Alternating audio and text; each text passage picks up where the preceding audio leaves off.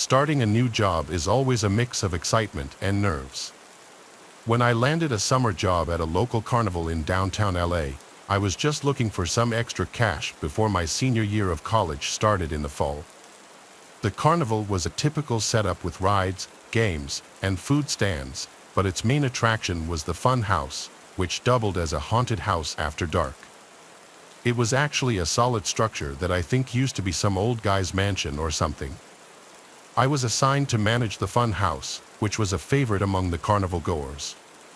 It seemed simple enough: guide the guests in, ensure they have a fun, safe time, and observe them leave.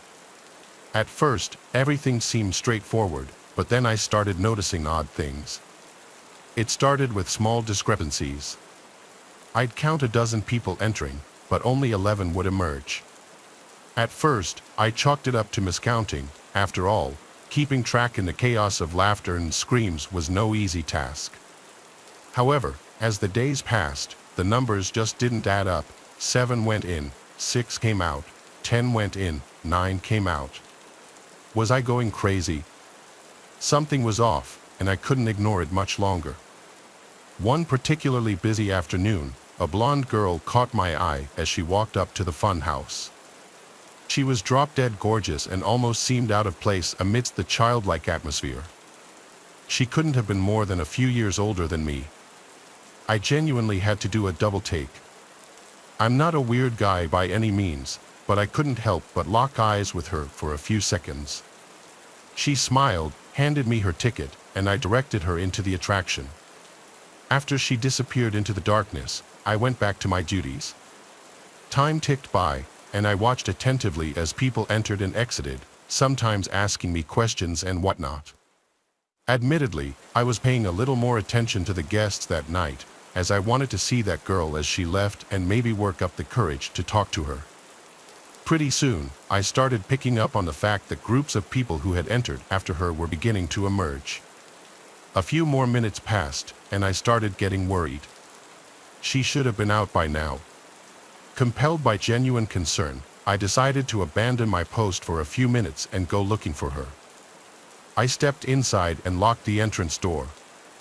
I began investigating, navigating the dimly lit rooms and narrow corridors. I moved through the house until I came across something I had noticed during my initial walkthrough, a barely noticeable seam in the wall. I'm not really sure what I was expecting, but curiosity got the best of me. I pressed against the seam, and I heard a distinct click. I played around with it some more, and my jaw nearly hit the floor when I realized it was a hidden door. It swung open slowly, revealing a pitch-black hallway. I stood there in shock. What in the world was this doing here? I was definitely going to have a long conversation with my boss about this. I walked into the hallway with my phone's flashlight guiding the way. I didn't have much brain power to spend being nervous because I was still so shocked about the whole situation. I got to the end of the passage and found another door. I flung it open, and to my surprise, it was a concealed exit that led back to the carnival grounds. I breathed a sigh of relief as this discovery proved I wasn't going crazy. All those people I had noticed leaving the attraction had probably stumbled across that secret door by accident and assumed it was the correct way to go. As I walked back the way I had come, I couldn't help but feel a little bummed out that I wasn't going to get the chance to talk to that girl. I'm not sure what came over me, but I decided to keep exploring the fun house instead of returning to my post. I think a part of me just wanted a few extra minutes of this impromptu break I was taking. I walked through a couple more rooms, and that's when I noticed it. On one of the walls was another faint seam identical to the first one I had seen. I again played with it until it clicked and swung open. I could immediately tell this one was very different. The putrid smell was the first thing I noticed. More concerning, though, was the fact that there was no corridor in this one, but a ladder. A ladder that led downwards. I was more confused than anything. This door was on the ground floor, and I was told specifically that this place didn't have a basement. I debated climbing down, but I just felt awful about the prospect that the girl might be down there. So, against my instincts, I began the descent. The smell only got worse as I climbed down into the darkness. I was expecting to find a basement, but what I found instead was far, far worse. I got to the bottom and pulled out my phone's flashlight. I was frozen in shock. I was literally standing in a tunnel that extended into the darkness. There was literally no way that this was part of the house above.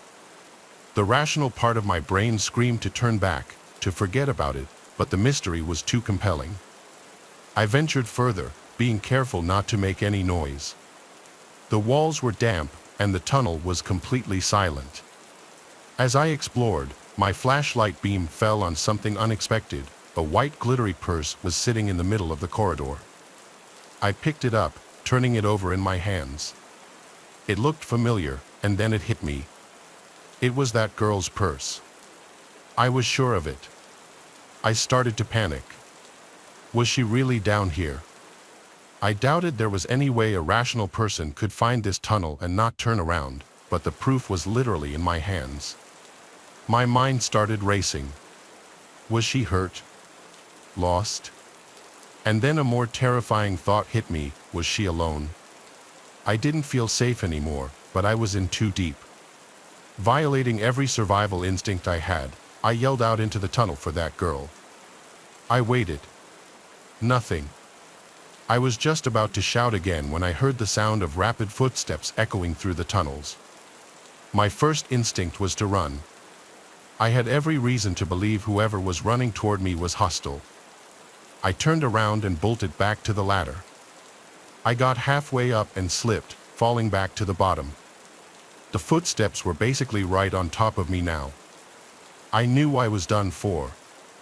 I braced myself for a fight, and then a voice rang out, a girl's voice. Her voice. She gasped, clutching her side as if in pain. I yelled at her to climb up, but she insisted that I follow her back into the darkness. For some reason, I told her there was no chance I was doing that and basically forced her up the ladder. We got to the top, and I slammed the door shut. I asked her how in the world she ended up down there, and she couldn't really give me a straight answer. She kept saying she didn't really remember how it happened, just that she suddenly realized she was underground. She said she started hearing things moving in the dark and that there were voices calling to her. I didn't know how to process this. I asked her if someone had guided her down there, and she said she didn't remember. The weirdest thing about her story was that she was looking at me with this blank stare that genuinely freaked me out. I basically interrogated her about why she told me to stay down there, but she didn't answer. I had had enough. I wanted to get as far away from this person as possible. I called the police, but she opted to leave the fun house before they got there. I never saw her again. The police investigated, and what they found was actually insane. Apparently, this house had been some sort of safe house during Prohibition in the 1920s. As such, it had a bunch of secret passageways that led to a section of the underground Prohibition tunnels that hadn't been discovered. The owner claimed he had no idea about the house's history, but I was skeptical. I quit my job and got as far away from there as possible. I still have so many questions. Did the owner know about this? Was that girl almost kidnapped? Had someone knocked her out and taken her down there or something?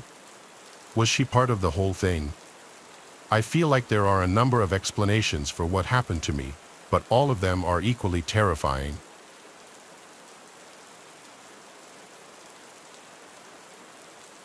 Nowadays, I don't camp nearly as much as I used to. I'm 24, and ever since I was young, I've been into hiking. Now, I get hiking isn't all that appealing to most people, but because of where I live, it's pretty easy to get into. You don't have to travel all that far for a pretty stunning scenic view. I try to find a new trail to hike every weekend. Typically, I'll hike alone, so I always keep a knife in my backpack for protection against wildlife. Should it ever come to that, though, in all my years of hiking, I've never once had to actually use it. In fact, I've never run into any dangerous situation while hiking. Well, at least up until a few days ago. I was driving to a heavily forested hiking trail I'd never been to before. Now, I hike in the afternoon, and this happened around the time of year where the days were starting to get shorter. In other words, the sun was setting earlier and earlier each day. This was a key detail that I had completely forgotten about prior to leaving. Only after I started driving to the place did I realize it would be completely dark outside before I would even be able to finish my hike. A decision I still regret making is deciding to do the hike anyway. I got a bad feeling about it right when I started. Fast forward a few hours, and I was now about 85% finished with the route I picked out. By this point, it was almost completely dark. I had a flashlight, but still, the whole scene was pretty eerie. This portion of the trail was deep in the forest. It was so dense with trees that the moonlight could barely even find its way through. Don't get me wrong, it was beautiful scenery in the day, but alone at night, it was nothing short of disturbing. It was then that I was really starting to regret my decision to carry out the hike. That's when I saw light up ahead on the trail. As soon as I shined my flashlight in its direction, it immediately got turned off. I didn't know what it was, but I couldn't exactly turn back, so I was pretty much forced to go directly towards where it had been. In the back of my mind, I knew the chances of it being another hiker in the dark were slim to none. Eventually, I reached where the light came from. There was no one. Instead, there was a large duffel bag lying on the ground. I began scanning the trees with my flashlight. That's when a large, probably 6.5-foot man stepped out from behind one of the trees. My body completely froze up. There I stood, like a deer in headlights, shining my light on the guy. He then slowly revealed a machete from behind his back. Seeing this, I started running for my life down the trail and in the direction of my car. I looked behind me, and the guy was chasing me. I dropped my backpack so I could run faster. When I finally reached a clearing in the forest and could see my car, I was still sprinting. I grabbed my keys from my pocket and unlocked it. I got inside, locked the doors, and had the engine on in less than 5 seconds. However, the guy was still behind me and was able to completely slash one of my back tires before I could drive off. I drove on an almost completely flat tire for the next 5 miles back to my house. Right as I pulled into my driveway, I called the police and reported the man. Although I have no idea if he was found, quite frankly, I have no idea if the police even searched for him. A part of me wants to go back to retrieve my backpack, which contains hundreds of dollars in equipment, but there's no way I can bring myself to do it. Plus, there's no guarantee it's still even there. For all I know, the guy went back and took it. I still don't know what I stumbled upon that night. This was by far the scariest experience I've ever had and the closest I've ever felt to death.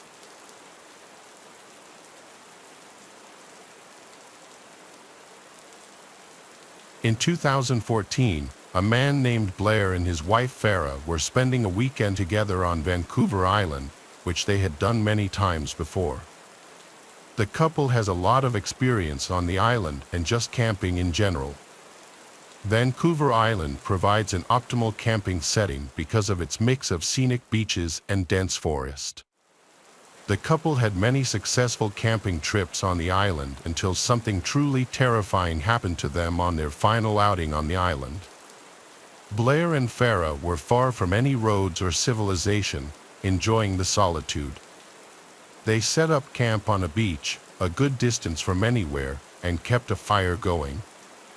To get to the trail leaving the beach was 1 kilometer along the beach and 2 kilometers to the road through the forest. The couple had met another camper named Claude from New Zealand, who they ran into earlier that day on the beach. Claude was planning on sleeping in his van, which he parked back up on the road. The couple invited him down to the beach for a fire, and the three shared a bottle of wine, talking amongst themselves around the fire. This is where things started to get a little creepy. The sun was starting to go down by this point, and the trio kept hearing what sounded like female voices from behind them in the bushes dividing the beach from the forest. It wasn't too dark out yet, though, so it was still possible that they were just other hikers or campers nearby, or even a group who anchored offshore and the sound was just bouncing in a weird way. All three of them could agree that they were hearing female voices. On that note, it was getting late and a little dark, so Claude said goodbye and set out to hike back to his car before it was too dark. Blair and Farah stayed by their campsite and stoked the fire because Farah was starting to get creeped out by the voices, which continued on into the darkness. It sounded like two female voices speaking, but whatever that was being said was unintelligible. It sounded to the couple like the voices were not far beyond the tree line now. They stayed up very late tending to the fire, and only when the voices had finally stopped did they decide to put out the fire and go to sleep in the tent. Before doing so, the two had scanned the cove with a flashlight several times looking for boats that could have been the source of the talking, but there was nothing in sight. It was around 3 a.m. when they laid down, finally ready to catch some sleep, but about 15 minutes after they laid down, Blair and Farah heard footsteps in the area around their campsite, over by where the fire was. They came from the direction of the bushes toward the inland behind them, a direction that was not traversable by people. The couple lay there hoping it was just a bear or any animal, because the only bears on the island are black bears, which usually are very timid around people. The footsteps went from the fire, then over to the tent, then back into the woods.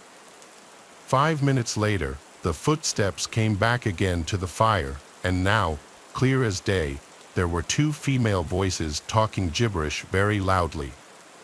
Their communication did not resemble any languages known to Blair or Farah, and they seemed to be talking over each other, having what could barely be considered a conversation at full volume in the dead of night, very far away from civilization, without using lights to navigate through the dense brush relatively quietly in a direction that seemed impossible to traverse on foot. The two voices moved from the fire pit area over to the tent, still talking at a loud volume. They stood over the tent talking for a few seconds, then went completely dead silent. They went back into the woods to never be seen or heard again. Blair and Farah lay there completely frozen and afraid for a long time. They woke up around 11 a.m. the next day because of how late they fell asleep. They packed up first thing and never returned. The couple probably made the best decision to remain quiet in the tent, not drawing attention to themselves from whoever or whatever was outside.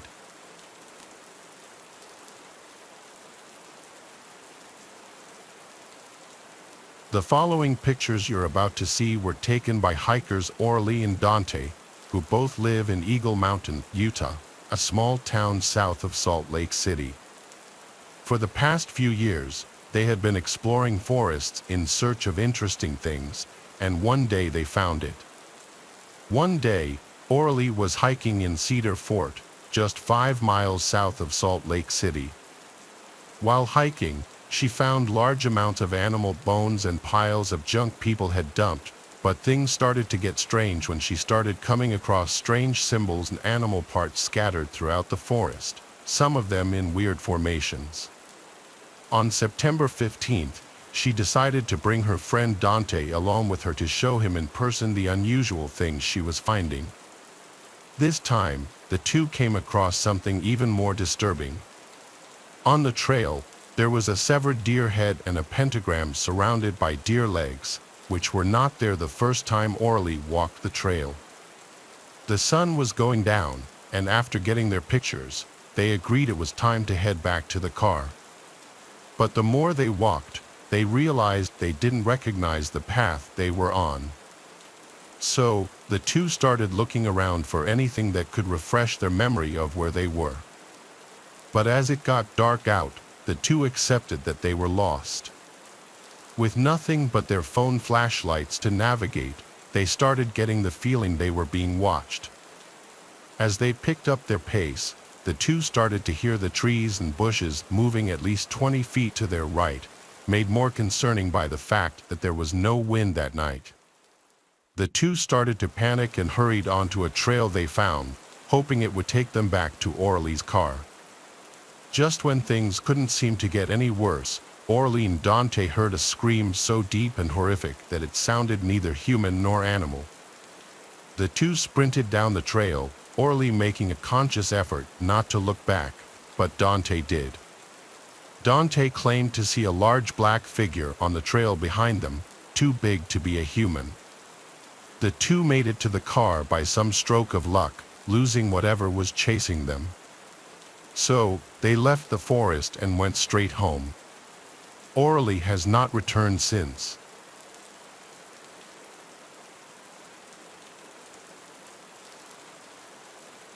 Enzo is an avid hiker who in 2016 was visiting his brother in upstate New York near Downsville. Enzo's brother owns a small house and a barn up there, and from time to time, Enzo and other family members would go up to visit. This was in the late fall, and so the foliage was already mostly orange and more than half of the leaves had fallen off the trees. Enzo was hiking a narrow trail which was not far from his brother's place. This trail is in the middle of a very rural area and it connects from the occasional property to property. So when Enzo stumbled across a duffel bag on the ground in the middle of the woods, it was a surprise. The duffel bag looked like it was relatively new. It didn't look dirty as if it had been sitting in the woods for an extended period of time.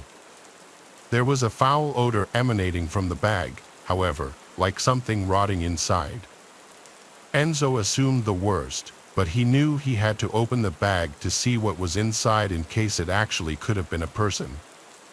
He was building up the courage to open the zipper to the bag, but before he could, he heard footsteps approaching from off the trail and a voice saying, "That's mine, please don't touch it." A large man in a dirty jacket and jeans was quickly approaching from the woods and grabbed the duffel bag off the ground. The two exchanged looks for a moment. Enzo told the man he assumed the bag was forgotten by someone, and the man told him he was storing his kill from his hunt in the bag. Even though Enzo isn't a hunter, he knew it's standard to use a cooler for storing fresh kill, not a duffel bag of all things. This also wouldn't explain the foul smell so soon, as usually dead bodies only start to smell after a few days, not right after death. So he apologized and continued walking down the trail with a little more speed in his step. It's likely the man noticed Enzo's nervousness because he heard the duffel bag get dropped on the floor as he was walking away, but as he looked back, he didn't see the man anymore. Enzo nervously continued along the trail, taking out his phone to try to call his brother for an emergency pickup by the road, but he didn't have any reception in the woods. All he could do was press forward and avoid crossing paths with that man again. But as he continued on, he kept hearing leaves crunching from not far behind him, and any time he'd look back, the coast seemed clear. Eventually, his fear that he was being followed became real. He saw that man following him in the distance in a stalkerish manner, hiding behind a tree. Without thinking, Enzo started to run as fast as he could down the trail. He knew he was being followed without even looking back because he could hear the leaves being crushed not too far behind him. Enzo came to an abandoned-looking property with overgrown grass, and having grown too winded to continue running, he attempted entry to the old house through the back door and was able to get inside. Enzo hid under a cot in the first bedroom he found, and he heard the back door open again, followed by heavy footsteps moving in a hurry. They went from room to room, and Enzo could hear the man's heavy breathing from also being out of breath. The man's footsteps came into the bedroom just for a second and left right after. He didn't look under either of the two cots. Enzo heard the back door to the house open and slam shut again, but he laid under the cot for another half an hour, not taking any risks. He only got up when he realized it would be dark soon and he needed to get to a road to call for help. He proceeded to leave the house and run down the dirt trail by the house that was most likely once used as a driveway, which led him to a road. From there, he eventually hitched a ride with a passing car who gave Enzo a lift back to his brother's house, where Enzo would call the local police department and report his encounter. Given the severity of the case, police showed up at the house to get a more detailed description of the man's face, the location it happened, and other information. Though it was never technically confirmed what was in that duffel bag, the rotting smell would already be clue enough. But the fact that the man so intently chased after Enzo shows that he was hiding something that he didn't want any witnesses for, most likely dumping a dead body all.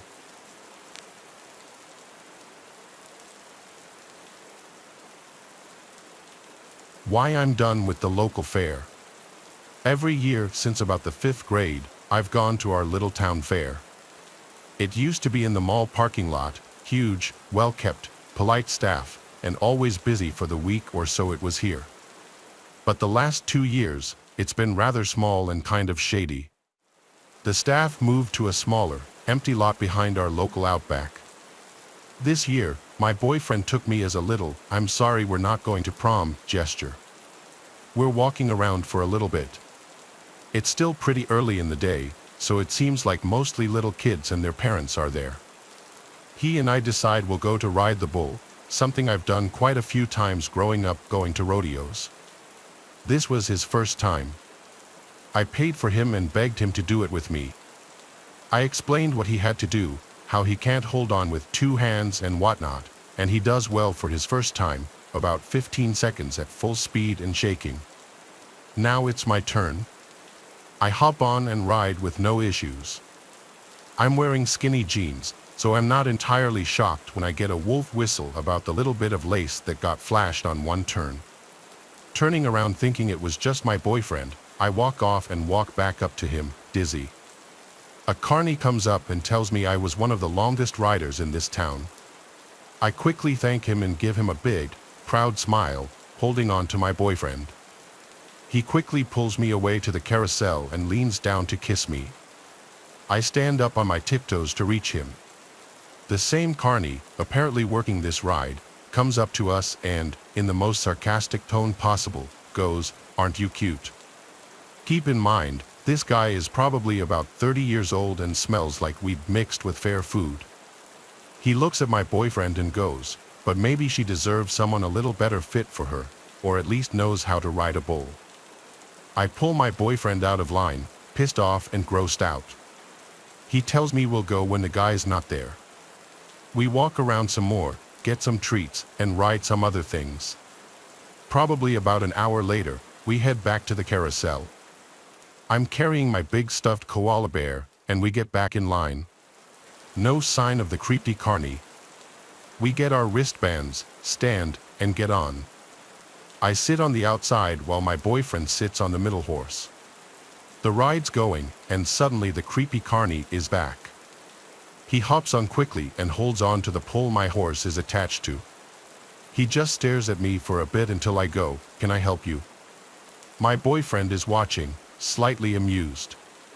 I'm not something to be messed with, and he knows as much.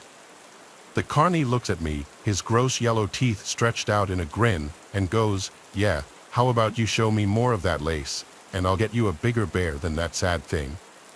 I'm completely disgusted and creeped out. I tell him to fuck off before I call the cops, and he's not getting the message until the ride stops. My boyfriend stands up, he towers over this guy and goes, "Hey, she said fuck off or I'll have the cops here in 2 minutes." The creepy carny buggers off and follows us around the rest of the night until I'm so freaked out we have to leave. So, creepy carnival worker, let's not meet again.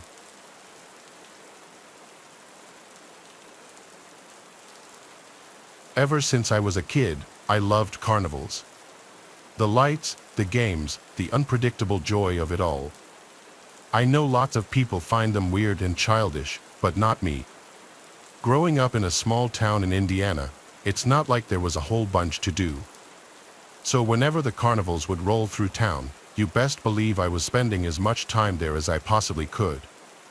It's been over 20 years, and I still enjoy the atmosphere of a local carnival. Despite what I'm about to tell you, I think my love for carnivals is something I'll never lose. I was like 9 or 10 when this happened, and I was a kind of nerdy kid growing up. In the days leading up to the spring carnival, I found myself in the library reading up on whatever I found interesting at the time. For whatever reason, I wound up in the history section. I remember the books being literally caked in layers of dust. That's how long it had been since they were even touched. I was flipping through a book on the history of our town when a small, faded slip of paper fell out from between the pages. Confused, I leaned down to pick it up. To my pleasant surprise, it was a ticket for our local spring carnival, dated over 15 years ago. The odds of something like that happening had to be extremely low. I was ecstatic. This ticket would make a great addition to my miscellaneous collection back home. What was even cooler, though, was the fact that the date on the ticket was just 2 days away, when the carnival would certainly be in town. As I predicted, the carnival cruised into town the next morning, so I figured, why not use the old ticket just for laughs, to see what the booth attendant would say. I wanted to get it punched anyway. The next evening, I headed to the carnival with the ticket safely tucked away in my pocket. As I approached the entrance, the carnival seemed just as lively as ever, the air filled with the scent of cotton candy and popcorn. I pulled out the ticket at the gate, handing it over to the guy at the booth. His face changed the moment he saw it. He went pale, his eyes widening slightly before he masked his reaction with a forced smile. It was honestly a little creepy. Enjoy your evening," he stammered, handing me back the ticket without punching it. I was so weirded out by his reaction that I forgot to ask him to punch it. I shrugged it off, though, thinking maybe he was just new and confused about the old design of the ticket. I wandered around, played some games, and enjoyed a funnel cake. The night was perfect, but I couldn't shake the feeling that something was off. I felt eyes on me, observing. Maybe it was just paranoia. I tried to ignore it at first, but I kept noticing the carnival employees giving me weird looks. After a while, I got fed up and decided to ask one of the older game operators about it. I found a kindly-looking elderly man running the ring toss booth. I showed him the ticket, and unlike the booth guy, he didn't even try to hide his shock. He glanced around nervously before leaning closer. "Young man, where did you get this?" he asked. After telling him where I found it, I started feeling uneasy about the whole situation. Maybe I should have just kept the ticket at home. "You found something you weren't meant to find," the old man started, his voice dropping to a whisper. "This ticket is part of a story that the folks around here don't talk about much. About 15 years ago, something terrible happened during the carnival right here in this town." He paused as if weighing whether to continue. "There was a young worker, name of Win, nice kid, everybody liked him. He was responsible for one of the rides. I can't remember which. One night, he just disappeared, vanished without a trace. The police found his wallet, but there was nothing in it except a ticket that looked an awful lot like this one," he said, gesturing towards my hands. The atmosphere around us seemed to drop a few degrees. He continued, "They searched everywhere, even drained the local pond, but no sign of him. After that, strange things started happening every time the carnival stopped here, accidents, things going missing, odd sightings. People said it was Win trying to come back, or something worse that took him. I could feel a chill running down my spine, but a part of me was skeptical." "And you believe that?" I asked. The old man shrugged. "I've seen enough to keep an open mind. But the point is, the ticket you found might stir things up. It's best you get rid of it. Leave it here." He then motioned for me to give it to him, but I was reluctant. I looked down at it, reading it over again as if there was some kind of secret I was missing. How could a ticket be the cause of all that? I questioned, still not fully buying it. The look in his eye got darker, his tone switched almost as if he were angry. "Give it here," he told me, almost in a growl. I considered it but concluded that some stupid story wasn't worth giving up such a cool souvenir.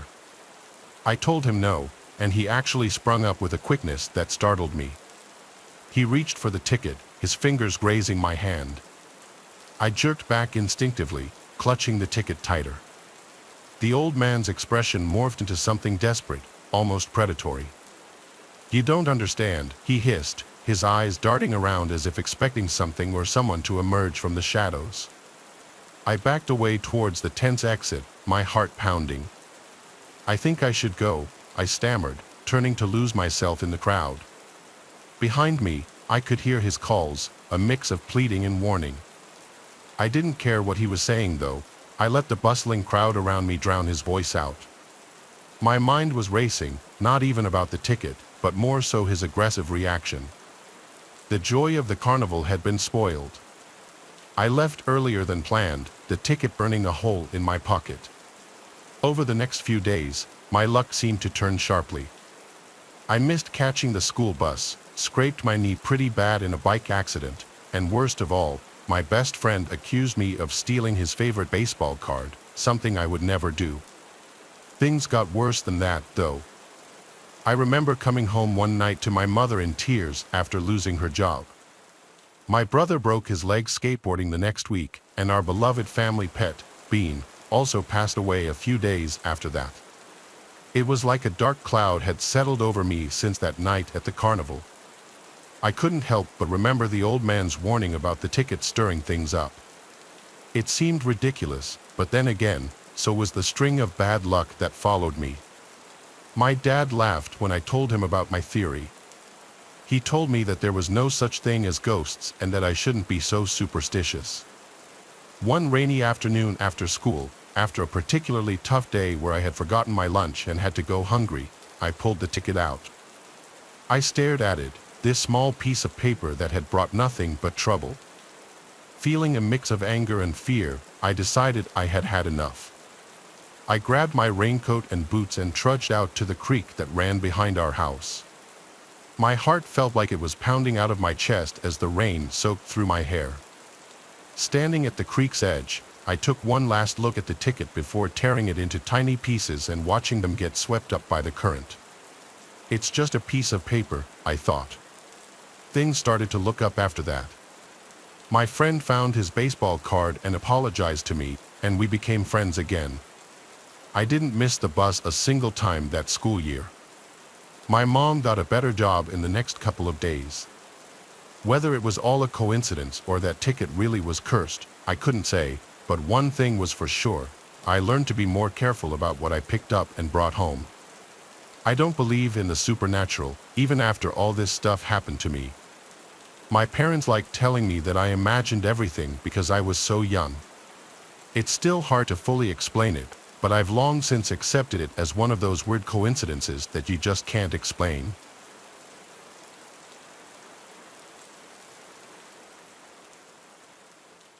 I hate carnivals. I think they're disgusting and filled with children.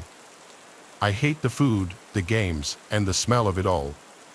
My hatred of carnivals is probably biased, though, and mostly based on what I'm about to tell you. A few years ago, I was dragged to our local carnival by my younger sister. I obviously wasn't going to be rude and not go, but I wasn't looking forward to it. After a while, my sister got bored and wanted to leave, so I called my mom to pick us up. I actually opted not to go with them as I was in the midst of a fight with my dad and didn't want to go back home until he was asleep. I told my mom I'd walk home later, so she picked up my sister and left. The carnival was honestly a little pathetic. There were far fewer people there that night than I remember there being in previous years, and everyone looked miserable. I figured I might as well walk around a little to try and get my money's worth. After all, I had paid for a ticket out of my own pocket. I decided to step into the fun house as I figured that would at least be a little cool. I was expecting there to be a ton of people in there, but it was completely empty. There was literally not a single other person in there as far as I could tell. I had never been inside a funhouse alone before. People don't realize how important the laughter and talking is to the atmosphere. Without it, you're basically just standing there in silence, surrounded by a bunch of weird mirrors. It was honestly a little creepy. I shrugged my shoulders and figured I might as well walk through it. Admittedly, I did get a pretty good laugh out of the distorted mirrors. I think I was like halfway through when I noticed something odd in one of the reflections. To my left, there was a head that seemed to be peering at me. I only saw it for a split second, but it was a bald guy with really sunken eyes. I whipped around but didn't see anyone. To be completely honest, I had no idea where he had even been standing. Since there were mirrors all over the place, he could have literally been anywhere. I thought it was especially creepy since I didn't hear the funhouse entrance open. He either snuck in behind me or he had already been inside. I kept walking, going a little more quickly now, and then I saw him again out of the corner of my eye. He had this deranged smile. This time it was the exact same face, I was positive. I tried to figure out where he was standing, but the reflections were too confusing. I yelled for him to get lost but got no response. I wasn't sure what I was expecting. I picked up the pace again, but it was difficult trying to navigate this maze of mirrors, and I kept hitting dead ends. I started sweating, constantly looking over my shoulder every few seconds. A few minutes later, I turned a corner after hitting another dead end, and a hand reached out from behind one of the mirrors, grabbing my wrist. I screamed, cursing at the guy to let go of me, but he held firm. I punched his arm, forcing him to let go. I fell to the ground in the fray and saw the creepster in his full form. He was wearing all gray, had a bit of a gut, and a tired, sunken face. I jumped to my feet before he could reach for me again and sprinted back the way I came. I don't know if it was survival instincts or not, but finding my way back to the entrance was somehow easier with the adrenaline coursing through my veins. I sprinted out of the fun house and caught my breath. I reached into my back pocket and a horrifying realization hit me. I didn't have my wallet. I must have dropped it when I fell. There was no way I was going back in there. After running to the nearest staff person, I told them everything that happened. She seemed confused and told me that the fun house was closed to patrons that night. I was horrified. They called the police and searched it but found nothing, not even my wallet. I felt like such an idiot. I told them that that guy was probably an ex-employee with a key, but they shrugged off my theory and told me to go home. So reluctantly, that's what I did. It's not like I had gotten hurt or anything. I wish I could tell you the story ended there, but I can't. A week later, my girlfriend called me one night in a panic, frantically screaming into the phone about something terrible that happened. Apparently, someone had been texting her phone pretending to be me and convinced her to drive out to this remote location to help me change a tire. Thankfully, she decided to bring her dad even though the guy told her to come alone. They pretty quickly realized what was going on when the car parked in the lot wasn't mine. Her dad stepped out of the car, and 6 dudes stepped out of the car in front of them. He sprinted back to the car and hightailed it out of there before those guys could catch up to him. The whole thing made sense. I did have my girlfriend's number written down on a slip of paper in my wallet, which explains how he got her number. Both of us changed all our contact information, and it's been a month without incident. I really don't know how to feel about this whole ordeal. I think I'm just going to try to block the memory out of my head.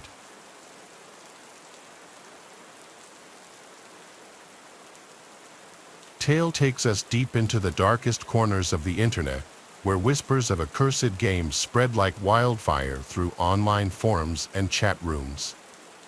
They called it the Grimoire, a text-based role-playing game shrouded in mystery and whispered rumors of misfortune and despair.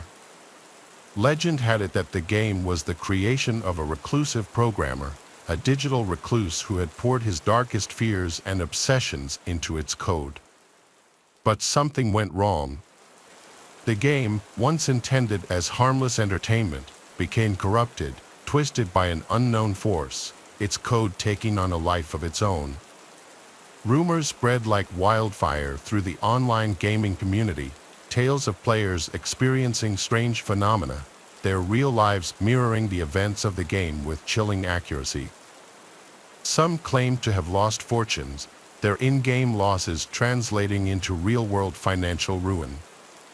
Others whispered of broken relationships, accidents, even disappearances, all linked to the game's malevolent influence. The game, it seemed, had a way of reaching out from the screen, of blurring the lines between the virtual and the real with terrifying consequences. Despite the chilling tales, curiosity got the better of many, drawn to the game's mystique like moths to a flame. Among them were two friends, Mark and Lucas, avid gamers with a penchant for the strange and unusual. They stumbled upon the grimoire on a hidden forum, its download link buried beneath layers of cryptic messages and warnings. Intrigued and perhaps a little foolish, they decided to download the game, eager to experience its mysteries firsthand. As they installed the game, a sense of unease settled over them, the computer screen flickering erratically, the room growing noticeably colder. Ignoring the warning signs, they launched the game, its opening screen a jumble of distorted text and disturbing imagery that seemed to writhe and pulsate before their eyes. A single line of text appeared on the screen, its message chilling in its simplicity: "Welcome to the grimoire. You have been warned." Undeterred, Mark and Lucas created their characters, their avatars appearing on the screen as pixelated representations of themselves, their features strangely distorted, their eyes glowing with an unnatural light. The game world was a dark and unforgiving place, a labyrinth of shadowy forests and crumbling ruins populated by grotesque creatures and malevolent entities. As they progressed through the game, they couldn't shake the feeling that they were being watched, their every move scrutinized by an unseen presence. Strange things began to happen.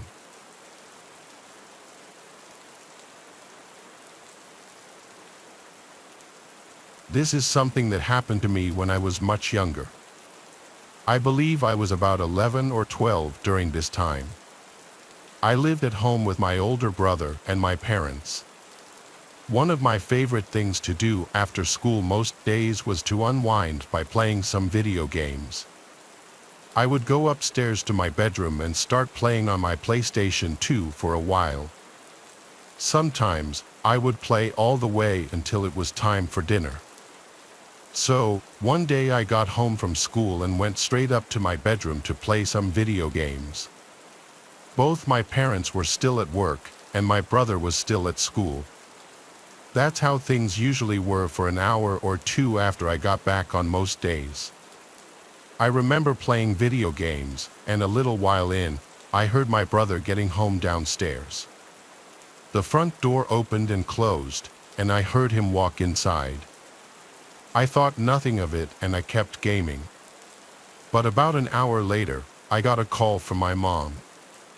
I had a home phone in my bedroom and saw through the caller ID that it was my mom's cell phone. When I answered, she told me that she was on her way to pick up my brother from his friend's house, and they would be home soon. My dad was going to pick up some food on the way home from work, and she wanted to know what I wanted.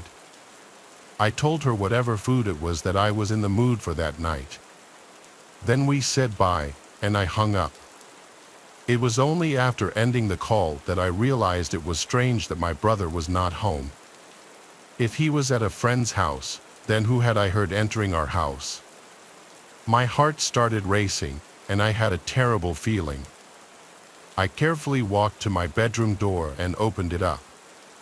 I had never heard the person walking upstairs or near my bedroom. I didn't know where they went after entering the house. So, after not hearing or seeing anything, I left my bedroom. I quietly walked down the hallway and looked downstairs. I still saw nothing. Then I went down the stairs. Once there, I walked around the main level of the house looking. I did not see anybody, but when I was near the kitchen and kind of the front door, I heard a noise coming from the basement. It sounded like somebody was down there. I quickly ran away and went back upstairs to my bedroom. A short time after entering my room, I heard the front door to the house open and close again. At that point, I ran back downstairs. When I got to the front door, I saw what looked like a man walking away down the street. I didn't recognize him and only saw him for like 2 seconds. It might not have been the same guy who had been in the house, but I think it was. I then locked all the doors and called my parents, who then called the police. The door had been left unlocked for when my brother got home. I hadn't known he was going to a friend's house. Looking back, I can't believe it happened. I didn't even know I was home alone with some random guy downstairs. I'm really glad that he didn't go near my bedroom.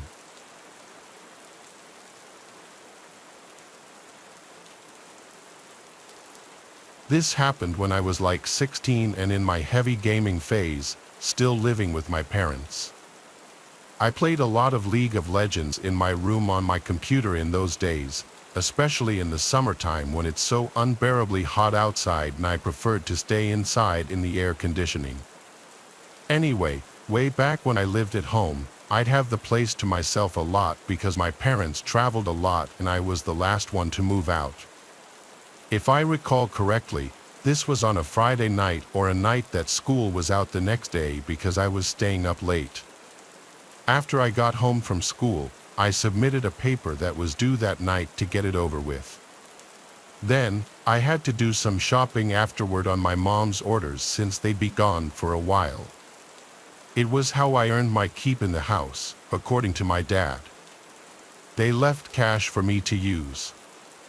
I always had to show them the receipt though so that I wouldn't just pocket any of the money. My mom gave me a shopping list, so I went to Whole Foods in my old Camry, my first car. Shopping took about an hour. While in the grocery store, this guy in line behind me started talking to me, and I don't know why. He made a comment about one of the things I was buying and just wouldn't stop, even as I was bagging my groceries. He kept talking to me, which I found weird. He wasn't paying attention to anyone else. I was still nice though. When it was time to leave, I said, "Have a good one," and left. I went out to my car in the parking lot, packed the trunk, then headed home. It was a scorching hot day as we were in early June. I wasn't looking to go out and do anything outside. Once I was done with everything I needed to do, it was dark out by now, so I got right on League of Legends on my computer and texted my friend David to get on as well. He joined my party, and we played some dual rank as we always did. I was using my noise-canceling headset. We were committed already to playing League of Legends all night and ranking up, so of course, I needed to take a break to make dinner at some point. Probably 2 hours into playing, I told David I was going to eat dinner and I'd probably be back on in an hour. He said he'd be back on later too. So with that, I took a break and made some pasta for dinner. The kitchen is downstairs and my room is upstairs. While I was sitting in the kitchen eating, I knew for sure I heard a thump from upstairs. Did it sound like a footstep? I wasn't sure. It could have been any number of things, but the last thing I'd imagine it would be was a footstep. I did, however, go and lock the front door. Now, oftentimes for a while, I would leave the door unlocked just because my parents' house is in a good side of town, and I just never took the idea of a break-in seriously. It's something you hear about on the news, but don't think it'll ever happen to you. I went upstairs, and I don't know what I was expecting, but I said my brother Tristan's name into the hallway. I knew he wasn't supposed to be here, but I don't know. I heard a sound and I felt the urge to see if anyone was here. When no one answered back, I went back to my room and got back on League of Legends. I put my headset back on and texted David that I'm going back on. Shortly after, he came back on. We started playing again. A couple of games in, I looked to my left at the doorway of my room into the hallway. I don't know if something in my peripheral vision or some other sense felt something there, but I would leave the door open when I was home alone as my mom would tell me to. The hallway was dark except for the one little nightlight plugged into an outlet. My room shone blue from my wall lights. Some of the blue poured into the part of the hallway closest to my room. In between the crack of the door was total blackness. I couldn't see through it. I didn't think anything of it. After our next game, David said he was taking a leak and walked away. While we were in the lobby, I looked at my phone, then looked back out to the hallway, and I noticed something was different. Now I could see through the crack of the door into the hallway. My first thought was someone blocking it just minutes ago? By instinct, I spun my chair around to face the bed behind me, and there was a man sitting on my bed with his freakishly upright posture and his hands resting on his thighs. He almost looked to be smiling. I was so alarmed I jumped out of my seat onto the desk and crawled onto the desk, causing my monitor and basically everything else to fall off of it. I screamed, "What do you want?" And he started to actually smile now, showing his teeth like he was laughing. I ran out of the room into the hallway. I stopped halfway down the hallway and looked back at my bedroom door. I heard the springs of my bed lifting, and then the guy slowly walked into the doorway and stopped. He stood there. I once again yelled, "What do you want?" He then spoke in a stuttered, slow voice, asking if he could play too. I asked, "How did you get in here?"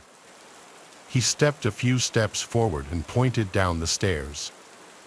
I assumed he was implying he entered through the front door. I was at a loss for what to do, so I ran down the stairs to the landline phone, as my cell phone was still in my room. I grabbed the phone and a kitchen knife and screamed, "You need to leave. I'm calling 911. I heard footsteps walking down the steps, and the last time I saw the guy was when he walked past the kitchen, looked at me, and then I heard him walking out the front door. I ran to slam it shut and lock it. For the first time ever, I was ashamed of myself for leaving the door completely unlocked. I held the phone for a few minutes, deciding whether to tell my parents. Ultimately, I did. My mom was concerned at first, then grew livid, so much so to the point that she put my dad on the phone. He told me to go through the house and make sure nothing was taken. I went through every room, and honestly, everything seemed in place. I said the man seemed like something was off about him. The man didn't seem overtly hostile, but something was wrong with him, and I don't know what his intention was. The image of him sitting on my bed and the realization that he was watching me through the crack in the door was haunting enough.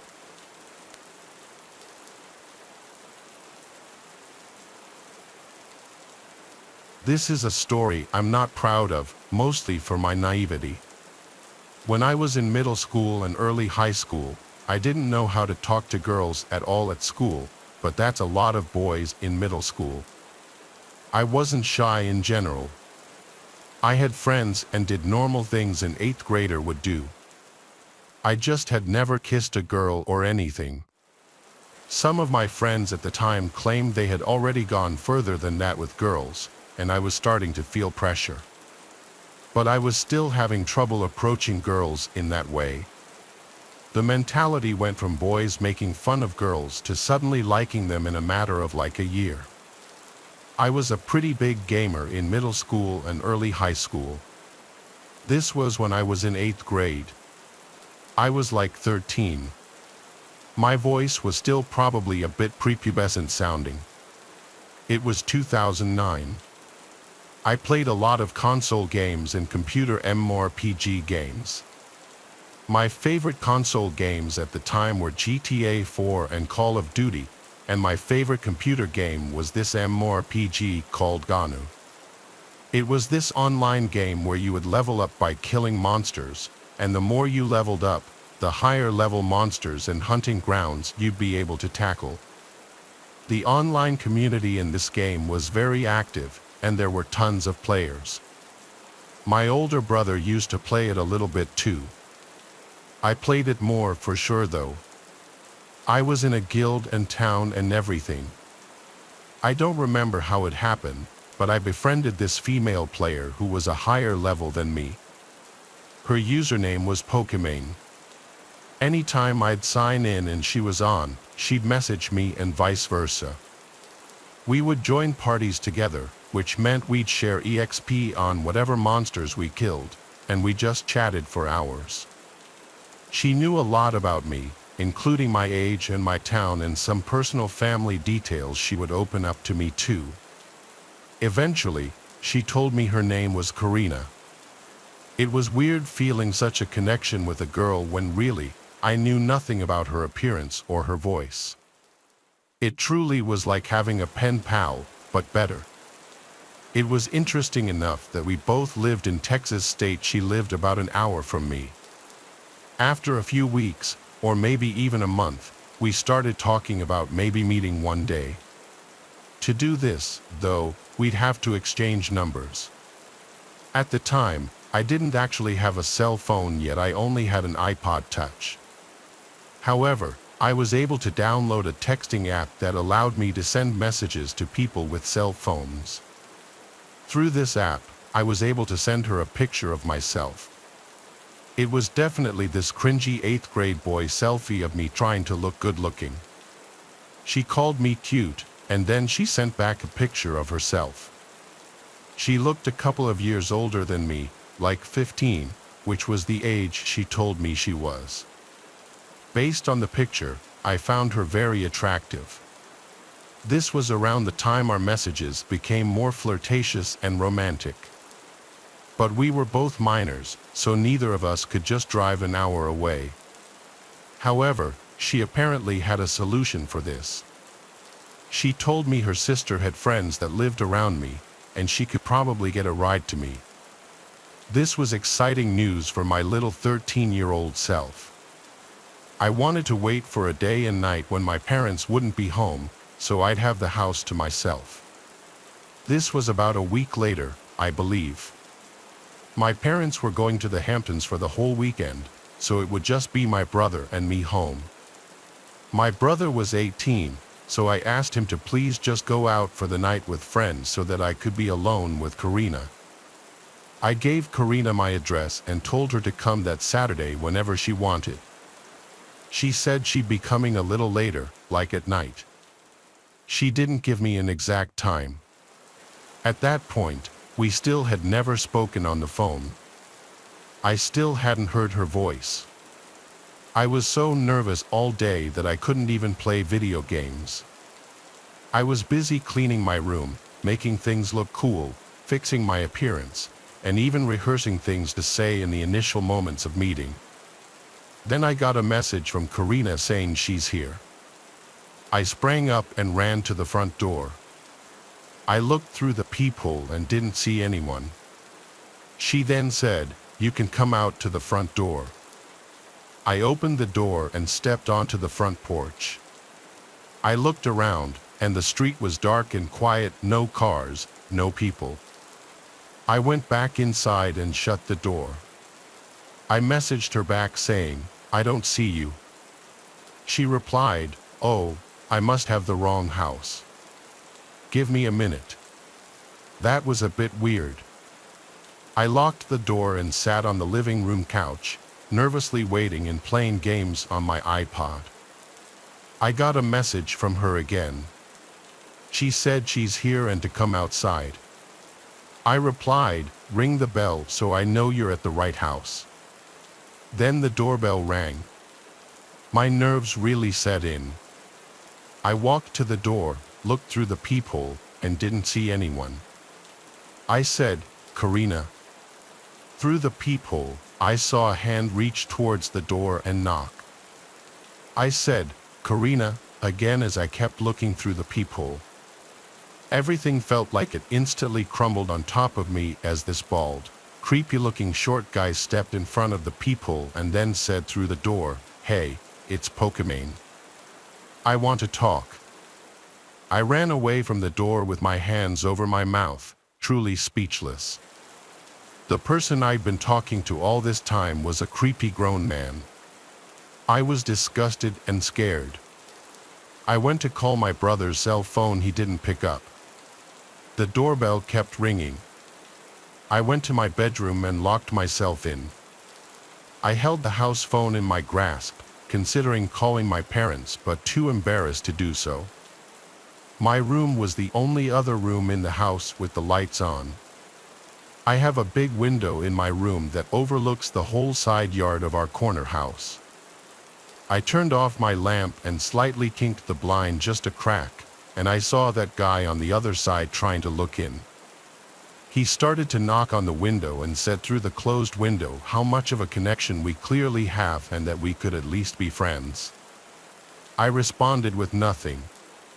I called my brother again, and he picked up this time. I said, "Please come home right now." The Karina person was a grown man the entire time, and he's at my window right now. My brother's always been pretty big, even as a teenager. I'd feel safer with him being here. He said he was coming home with his friends right now. We stayed on the phone so I could tell him if anything happened. I ran to my parents' bedroom upstairs and hid there. The man was blowing up my message app, saying he would like to talk and that there was a reason he had to lie about who he was. When my brother got home, he told me he saw the guy outside. My brother and his 3 friends confronted the creepy short man outside. I went outside then to watch the 4 of them intimidate the man, calling him a sicko. The man's defense was that he was concerned for my well-being, inviting strangers from online over, and that this was supposed to be a learning lesson. I refuted this claim by asking him why he would say that we could be good friends at my window when my brother and his friends started pushing the man. He started quickly walking to his car.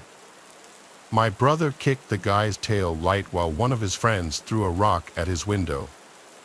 He sped off down the road, never to be seen again. This was humiliating and disturbing, but at the same time, I was really grateful for my brother and his friends coming to my aid.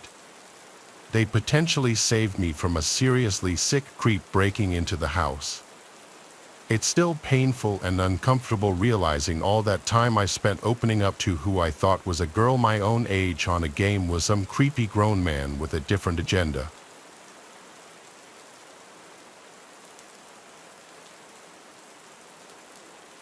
Our first story begins on a Friday night, the air thick with anticipation.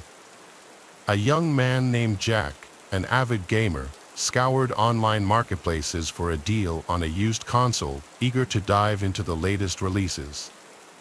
He stumbled upon an offer that seemed too good to be true, a current-gen console, practically brand new, being sold at a fraction of the retail price. The seller, only identified as KL, was vague in his responses, claiming he simply needed to get rid of it. Despite a prickle of unease, Jack dismissed his better judgment and arranged to meet KL at a dimly lit gas station later that evening. The seller, a gaunt man with nervous eyes, arrived in a beat-up car, the console hastily wrapped in a garbage bag. He practically shoved it into Jack's hands, eager to be rid of the device.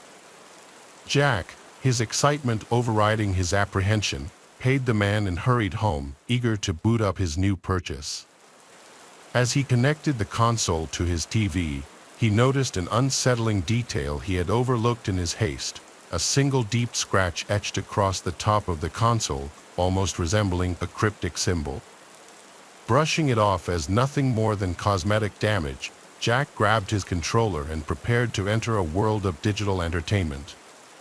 From the moment he pressed the power button, things felt off. The console whirred to life with an unnatural hum, the fan noise louder and more erratic than it should have been. The screen flickered, displaying distorted images and garbled text before snapping into focus, revealing the console's home screen. But something was different. The usual cheerful background was replaced with a static image of a dark, desolate forest, the trees twisted and gnarled, their branches reaching out like skeletal fingers. Jack chalked it up to a corrupted hard drive, a minor inconvenience he could easily fix with a factory reset. As he navigated the console's menu, he noticed strange glitches, the cursor moving on its own, selecting options he hadn't chosen. The console seemed to have a mind of its own, its actions becoming increasingly erratic and unsettling. Unease curdled in his stomach, but Jack, determined to make his new purchase work, continued to tinker with the settings, attempting to restore the console to its factory settings. His efforts were met with resistance, the console seemingly fighting back, the screen flashing with disturbing imagery, grotesque figures with hollow eyes and gaping maws flickering in and out of existence. Cold dread washed over Jack as he realized that this was no ordinary glitch.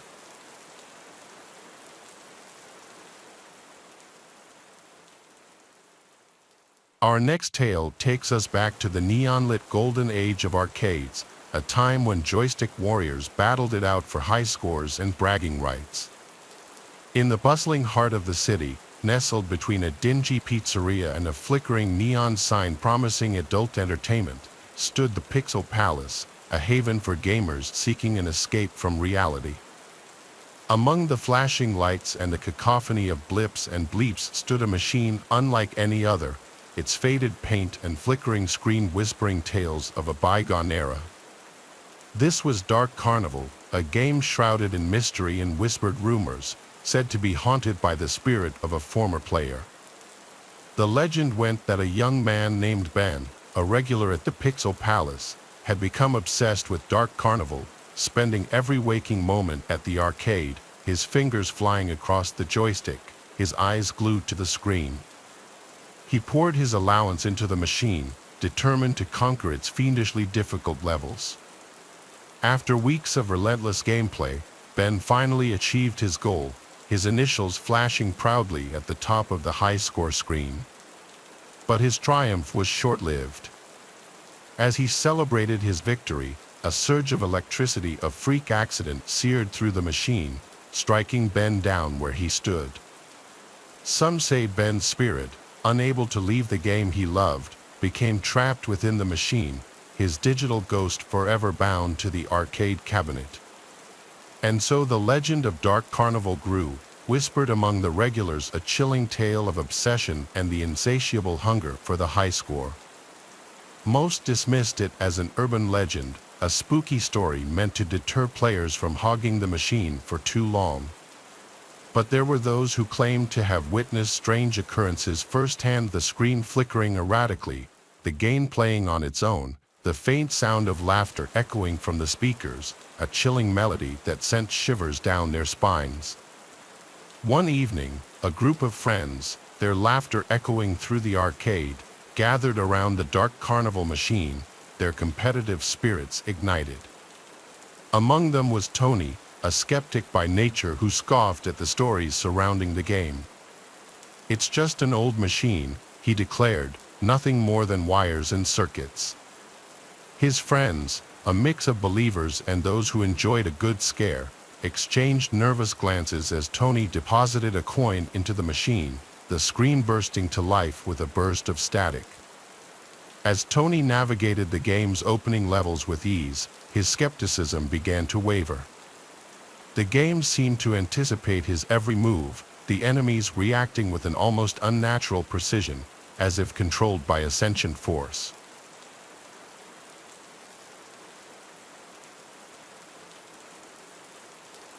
One of my favorite hobbies has always been playing video games.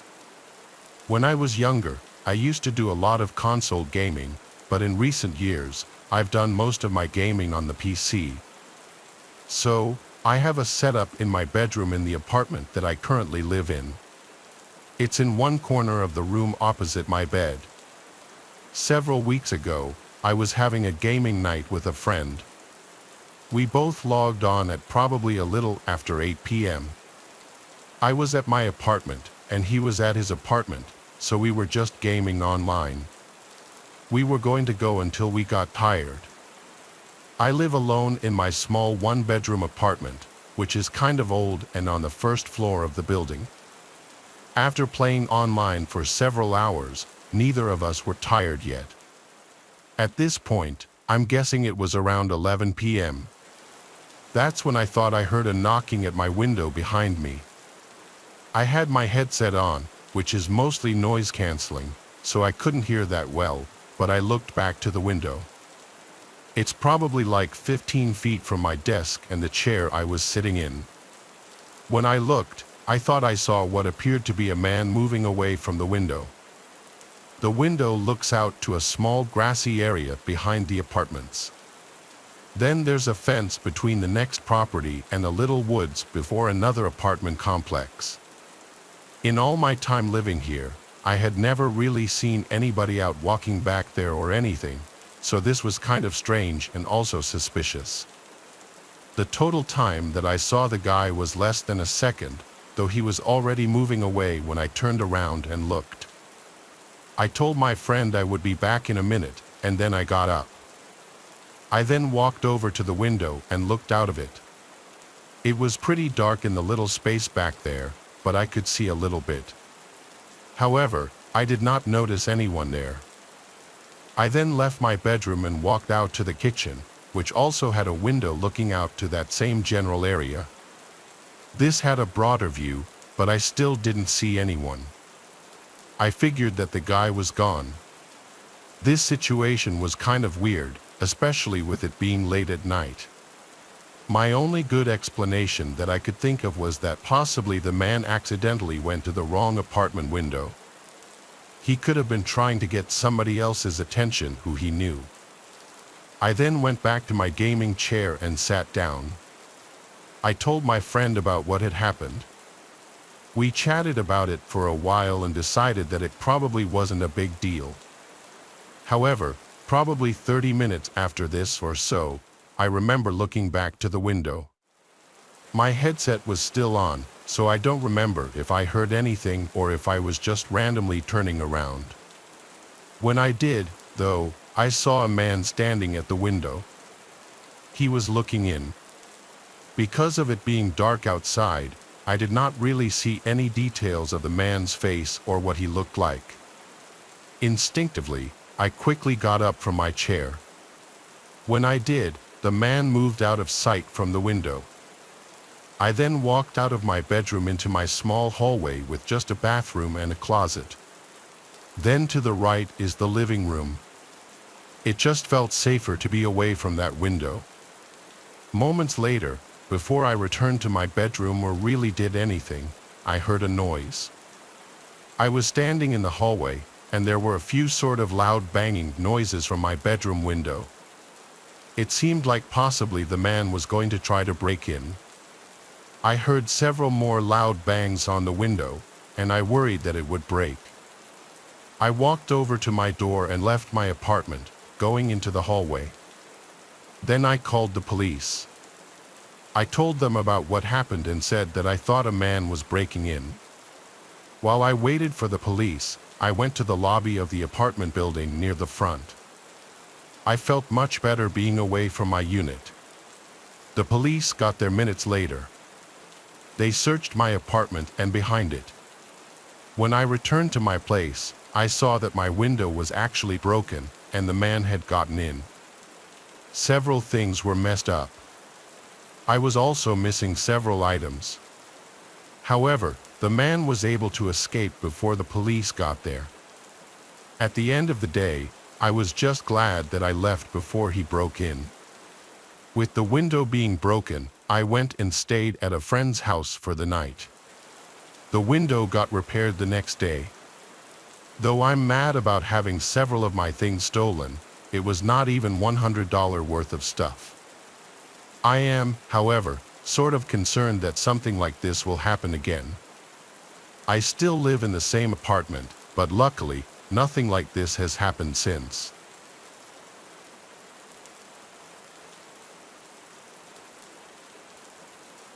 A few years ago, I used to play video games and stream them online.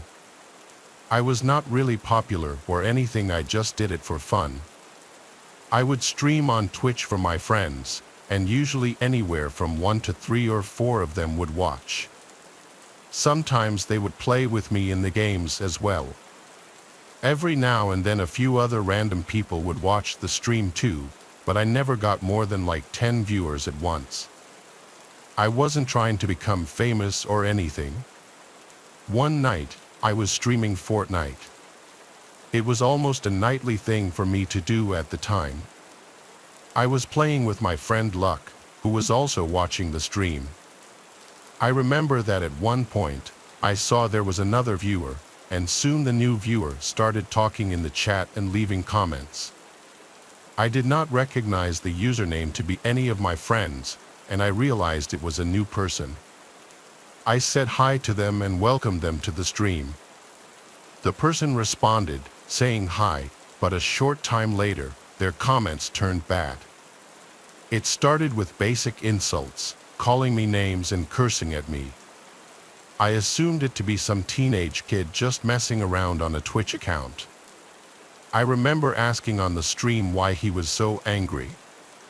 My friend was thinking that it was really funny, though. The comments then got threatening. The user said something like they were going to find me and they knew where I lived or something along those lines. Obviously, I didn't take the threat very seriously. I really had no idea why they would act this way because my stream was always pretty fun and lighthearted. The first comment the person made that really raised my eyebrows, though, was when they mentioned my real name. They said they knew my name, and when I asked what it was, the user commented it. This shocked me because my name was not my username or anything, and this person knew my last name as well. It was then that I figured it had to be one of my friends messing with me, and that's what Luck thought as well. I remember Luck asking who it was, going through a list of friends that he thought it could be. The person denied it all. After going back and forth for a bit, the person eventually left, and I ended the stream a short time later. But the very next night, the person was back. I went back on what I usually did and was playing Fortnite again. Luck also joined, and it was just the two of us like the night prior. Well, maybe 30 minutes into the stream, the mystery person returned. They started commenting again, picking up right where they left off, but this time they said they were going to my house. I was kind of like, okay, buddy, let's see it, and still not taking it seriously. They went quiet in the chat for a while, but then out of nowhere, the person commented that they were at my house. Then I heard this loud knocking coming from the front door. I lived in a house that I rented with a roommate during this time. My roommate was gone at work, and I was at home by myself. After I heard the knocking, I told Luck about it, who seemed shocked. This definitely had to be a friend, I said. I was getting up and went over to go look. After leaving my bedroom and starting to enter the living room, I could see somebody through the front window. There was a man standing on the front step who was wearing all black and a ski mask. He did not resemble any of my friends, but I guess it could have been one of them. I just had a bad feeling about it, though, like this was somebody else. I went back into my bedroom and asked the guy through my stream what he wanted. He did not respond to this, but loudly knocked again on the front door. I was not going to answer it. The mysterious man then made a comment that he hated my car. I don't know why he said this, but then he left the stream. I really had no idea as to what was going on. Me and Luck talked about who it could be, and I told him that I thought it was someone totally random. Luck was telling me that I should go out and confront the guy. Eventually, I left my bedroom to go check, but the guy was gone now. I looked out of every window and didn't see him. Well, the next day, I was leaving for work. When I got to my car in the driveway, there was a big dent in the driver's door, like somebody had hit it with something. I remembered the comment the guy made about hating my car, which is a Pontiac Aztek. Now I knew none of my friends would go so far as to damage my vehicle. After that, I decided to stop streaming for a while. I told all my friends about it, and like I expected, none of them knew who it could be. It remains a mystery to me to this day. I don't live in that house anymore. I did stream on Twitch again a while after it happened, but the guy never joined another stream or at least never said anything. This is one of the craziest things that's ever happened to me.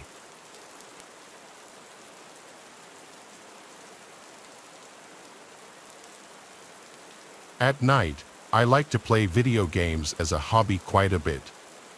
This is my scariest experience while doing so. I remember that I was playing online on some game with random people. I had a headset and would talk to them. Most of you know that in online gaming, people sometimes say some crazy stuff, but on this night, it seemed pretty tame. I remembered towards the end, shortly before I would go to bed, I was starting to get tired. I was playing this one game with basically just one other person. It was a man, and we were talking about the game over our headsets. During the game, I remember he asked me some somewhat personal questions. I didn't think too much of it and figured that he was just making conversation. The things he asked me were what my name was, to which I only gave my first name, and where I was from. I only told him my state, and I'm pretty sure I asked him the same questions back, but I honestly don't remember his answers. There wasn't anything really that creeped me out or anything. There were maybe a few more questions, but nothing that stood out. I remember that after a while, I got tired, and I told him that I was getting off. I do remember him asking why, and I said that I was going to bed. Afterwards, he sent me a friend request on the game, which was not a big deal. But it was either the following day or the day after that, he sent me a friend request on Facebook. I did not know it at the time, though. When I would go on Facebook, I would accept most friend requests unless it was clearly a bot. This guy appeared real, and I accepted it, not knowing who he was at all. He started to message me a short time later. I remember he said hi and asked me what I was doing and stuff as if we were friends. I asked him who he was and he responded, saying we had played video games together a few days earlier. That's when I realized this had to be the same guy. Obviously, I had no idea what the guy looked like. When I heard this, I was surprised that he had found me on Facebook. I never told him my last name or the city that I was from. It kind of creeped me out. Plus, based on the guy's page and photos, he did seem pretty weird. I decided at that point to delete him as a friend. But the day after that, the guy followed me on Instagram. He then started messaging me there. He asked me why I deleted him and sent me like 4 other messages. When I saw them, I deleted and blocked him from Instagram as well. I thought that was the end of it, but a couple of days later, I got a text message from him out of nowhere. An unknown number texted me. When I looked, I figured it was a wrong number until the texter said their name, and it was a long, angry text about how I blocked him and stuff. This creeped me out more than anything.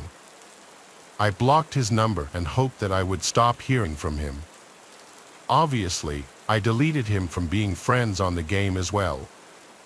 After this, I did stop hearing from him.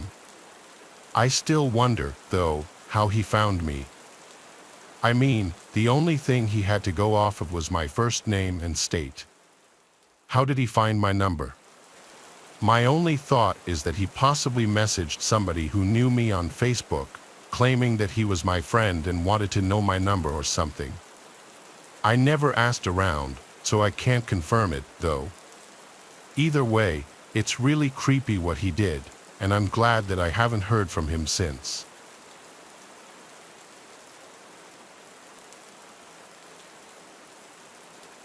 It took place back when I was in high school. I was, I believe, a junior during this time and loved to play video games. I had a good friend at school named Noah, who I would game with almost on a nightly basis. We would hang out all the time as well, and he lived just a few blocks over. On this night, we were playing video games online on our PlayStation 4s. I was at my house, and he was at his. We had headsets so we could talk to each other as we were on. I remember that after playing for a while, Noah said, "What was that?" It kind of came out of nowhere, and I assumed that he was just talking about the game. I asked him what, and he didn't answer me at first. Then all of a sudden, he said, "What the," and it kind of abruptly went quiet. I heard some other noises but couldn't make them out. I didn't know what was going on. I asked Noah what he was doing, but he did not answer me. Everything was silent for a while. After, I sent Noah a Snapchat asking him what that was all about. I was really confused, but Noah did not immediately open it. So, I got curious and was kind of concerned. I decided to walk over to his place. Maybe he was playing a prank on me, but I felt like I should go ask him. We were such good friends, and it wasn't that weird for me to do that. So, I left my house at whatever time it was, probably like 10 p.m. It was dark out, and after walking a few blocks, I arrived at Noah's street. It was quiet, and we both lived in a pretty typical neighborhood for the most part. When I reached Noah's house, I wasn't sure if his parents were home or not because most of the lights in the house appeared to be off. I walked up to the front door and knocked on it. At first, there was no answer. It was very quiet. But a short time after knocking, I heard what sounded like somebody who may be in the backyard. After waiting a while, I knocked again. I couldn't see into the backyard from where I was. I continued to wait at the front door, wondering if I should investigate the noises I had heard in the back. Maybe Noah had gone outside, but I didn't really know why he would. Then finally, I heard someone walking towards the front door inside. The door then opened, and Noah was standing there. He looked very serious and told me to come inside quickly. I got in, and then he closed and locked the door. He said a man had been inside his house, and he was calling the police. He added that he thought the man just left. Noah went back and got his phone from his bedroom and dialed 911. He told me that his parents were gone, and he was home alone. We both waited for the police in his parents' room because it had a lock on it. Nobody else entered the house or was in it while we waited. The police got there shortly after and spoke to us. I guess what happened is when I was gaming with Noah, he heard a noise from behind his house. It sounded like the back door, which led to the kitchen, was opening. It must have been left unlocked or something because an unknown person did, in fact, enter. After hearing the footsteps, Noah ran to his closet to hide. He was able to hide but did not have his phone and couldn't call the police. Then I must have heard him running to his closet, and he said that he completely forgot about me on the headset. The headset was also not wireless, so he had to take it off to hide in his closet. While hiding, he heard the person walking around inside of his house. He hid all the way until I arrived at his place. When he heard the knock on the door, he said the man started walking around quickly and then left the house. I realized that I must have scared the guy off by knocking on the door. Noah was grateful to me for doing so. He then was able to leave, lock all the doors, get his phone to call the police, which was on the floor near his bed, and let me in the house. I don't know why the man entered the house or how he seemed to know that the door would be unlocked, but I'm really glad that I went over to Noah's.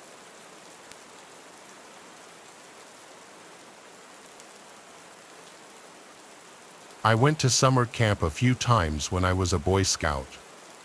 It was usually pretty fun, especially the parts of the day we got to spend doing whatever we wanted. Nobody was actually invested in earning numeric badges unless it was for something cool, like wakeboarding. All we really cared about was messing around in the woods and swimming in the springs to beat the heat. It was a nice time just to be away from home and our parents for a week. The only thing a Boy Scout was missing was a girl to gallivant with. In the beginning, I thought I would go to summer camp every year if I could.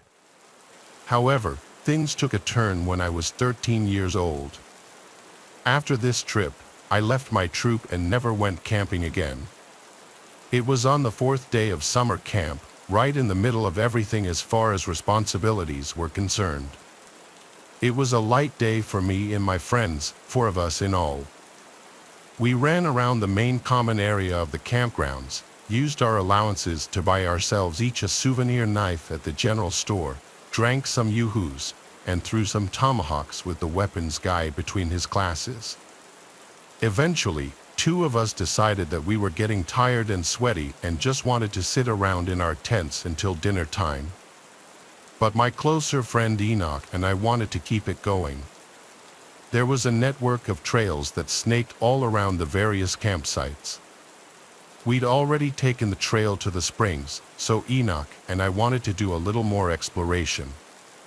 There were just the 2 of us, so we both had canteens full of water and snacks in our pockets, along with knives and cordage, a map, a compass, and I had a small first aid kit. We thought we were prepared for whatever we would run into out there. We didn't plan on going far either since we had to be back in a little under 3 hours for dinner. We set out from our troop's campsite with plenty of daylight left and made our way into a mosquito-infested area of woods. The canopy shaded us pretty well, and the air was humid and stifling. We wanted to see what it was like out there, but all we discovered was that the trees were a bit taller. It wasn't long before we started to make conversation over the sound of afternoon bugs, the sort of bonding you would expect to occur between 2 13-year-olds in the woods. We talked about girls mostly in the ones that we thought were ugly, so on and so forth. None of it was very tasteful, admittedly. We jokingly proposed that it was possible for us to go far enough that we would find our way into the Girl Scout section of the campgrounds, which did exist but was well separated from the Boy Scouts. Then, our surroundings started to change inexplicably. Suddenly, there was a breeze washing away the warm blanket of moist, motionless air and replacing it with cool, dry wind. Initially, this was a great relief to me and Enoch, who had been sweating profusely for hours, even in the shade. It also seemed to drive away all the mosquitoes and gnats, which was a welcome bonus. But just a few moments later, the woods quickly darkened, and the sky above us, between the branches of the canopy, went from vibrant blue to a pale gray. "Hey Enoch," I said, concerned, "I think it's about to rain." "No kidding," he agreed. "More like we're about to get caught up in a thunderstorm. Should we turn back?" I suggested. "No," Enoch replied with confidence, looking down at his compass. "The trail that we're on loops back to camp. Right now we're heading due north, which means we're right in the middle. We might as well just keep going." "Well, sure," I said. Enoch seemed to be pretty confident about his navigation skills, so I let him make the decision to press on. However, the threat of being soaked to the bone put a damper on the mood, and as such, there was a lull in the conversation. We hiked on, listening for oncoming thunder and waiting to feel the first raindrop land on our heads, except it never came. The darkness that descended on us only increased, but rain never fell. "Hey Enoch," I said again, even more concerned this time. "Will you check the time, man? I think we might have missed dinner." Enoch looked down at his watch. "No way, man. We've only been hiking 4, and then, suddenly, Enoch went silent and stopped in his tracks. "What is it, man?" I asked. "My watch is dead," he said gravely. "How is that possible? I thought you replaced the battery before going to camp." Enoch silenced me and started looking all around. "You hear that?" he whispered. I listened but didn't hear anything. Actually, I heard so much of nothing that it struck fear into my heart. It was totally silent, not a sound in the woods all around us. It was an unnatural quiet, devoid of any cicadas or even flies. For a minute, I peered deeper and deeper into the woods with my ears and heard only silence. Until finally, I heard singing, angelic singing, but it was so soft and quiet that it was almost inaudible but unmistakably the voice of a beautiful woman. Just by the way Enoch looked at me in that moment, wide-eyed and grinning, I knew he heard it too. "Oh, it's the Girl Scouts," he exclaimed. Before I could even respond, he bolted into the woods to go after the sounds. "Wait, Enoch, stop," I started to go with him, but by the time I had taken 10 steps off the trail, I realized I couldn't see well enough to go any farther. It was like the sky had fallen, darkness, like the dead of midnight, had snuffed out the light of day in merely a moment. A deep sense of dread filled my body, telling me to turn back. I backtracked the 10 steps I had taken without even turning around until I felt the flatness of the trail beneath my shoe again. At this point, all I could hear was my own breathing and heartbeat, and the singing, whoever was in the woods, growing louder and drawing near. But something was wrong. The sound no longer came from a single direction. Somehow, it was circling all around me, closing in on me. It was too loud to bear, and I felt like it was putting physical pressure on my body. I tried to cover my ears, but it was just useless. It all became a single, piercing cry. Finally, I heard a scream, a boy's scream. It cut through the cacophony and returned my surroundings to total silence, except for the echo of someone's cry for help. "Enoch," I called into the woods. "Come back," there was no reply. A moment later, I heard a twig snap on the trail from the direction we'd just come from. I hoped to see Enoch, but I didn't. Instead, there was an inhumane figure at the nearest bend in the trail, the shape of a tall woman, but composed of no flesh or bone whatsoever, only ominous light. As I gazed upon whatever spirit this was, it suddenly raced toward me. What I did next was pure instinct. I abandoned Enoch and ran blindly down the trail as quickly as my body could take me. I didn't stop until I spilled out into the campsite again, collapsing to the ground. When I looked up, I saw that everything was different.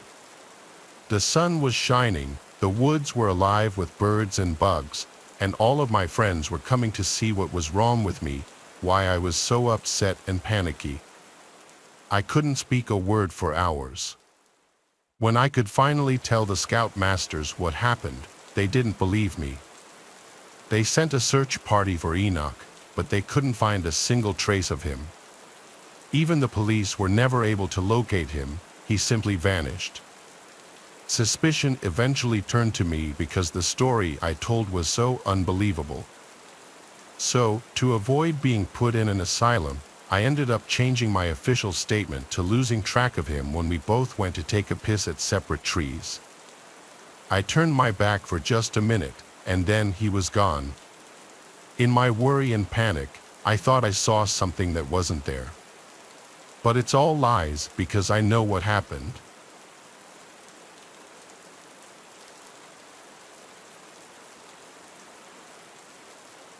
When I was in middle school, I was desperate for friends. I tried to talk to anyone that would let me sit with them, but nobody ever seemed to like me enough to keep me around, or they would just be mean to me. That's why, when the two prettiest, most popular girls in school, Azure and Alita, invited me to a sleepover with them, I was thrilled. I had tried sitting with them at lunch a few times before, but they always told me to go away because they were busy talking about something that wasn't my business. Then, on the last day of school one year, they both came up to me while I was sitting by myself. They said they really wanted to hang out with me over the summer but didn't want other people to see us hanging out together while we were still in school. Even as a naive and lonely middle schooler, I knew that was a severely underhanded invite, but I accepted it with enthusiasm anyway. I would take what I could get, and they knew it. Of course, my mom was just glad I was finally starting to hang out with other kids, and she gladly gave me permission to go, especially when I said that Azure's mom offered to serve all three of us dinner. When I got there, it was about 8 p.m., and I was already dressed in my pajamas. Alita and Azure were still fully dressed. When I asked if we were still going to have dinner together, Azure said that they had just finished eating right before I got there. Then Alita said I didn't need to eat so much anyway.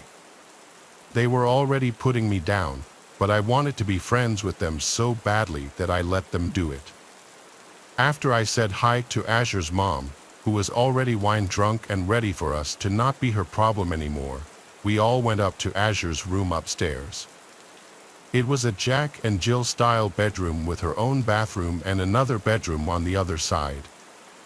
I asked Azure who was in the other room, but she snapped at me and said it was her older sister and told me not to be so nosy. I apologized profusely, but they just told me to be quiet because my voice was annoying. Azure had a bunch of awesome stuff in her room, from Taylor Swift posters to expensive makeup and giant stuffed animals, things that my mom couldn't afford to get me. But as much as I wanted to ask her about it, I knew she wouldn't like that, so I just looked at the floor. We started to play Truth or Dare, which Alita and Azure used to mine all sorts of information about me, including who I had a crush on and how much money my parents made. I told them everything honestly, only for them to laugh in my face every time. Whenever I asked them to tell the truth about something, they made up a bunch of ridiculous stuff that I knew was a lie, but of course, I wasn't going to call them out on it. When I finally got sick and tired of having to spill all my beans, I told them to dare me to do something.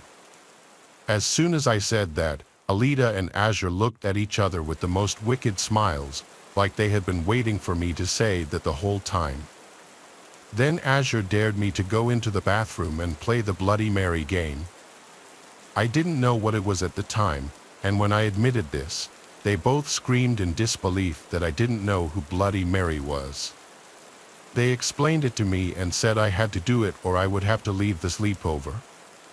I wanted to stay, so I stepped inside the bathroom. Azure and Alita lit a candle in front of the mirror, then they turned off the lights and shut the door. "You have to say it loud and clear," Azure teased me from the other side. "If you don't, we'll know." I was shaking. I had no idea what would happen. Was this Bloody Mary someone that could really be summoned? Would she really kill me if she came? I didn't know, but the only thing that pushed me forward was the need to be accepted and a belief that things like ghosts didn't exist. I looked at myself in the mirror, took a deep breath, and said, "Bloody Mary," 3 times slowly. For a moment, nothing happened.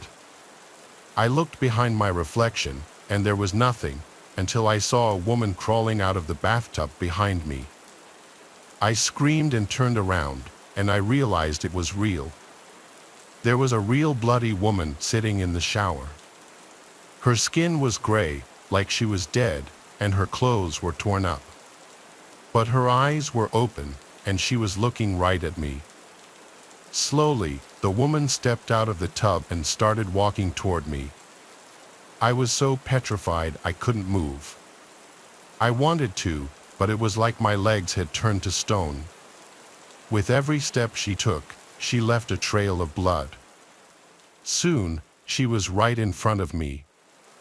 I screamed again, but she grabbed me by the throat and lifted me up to my tiptoes.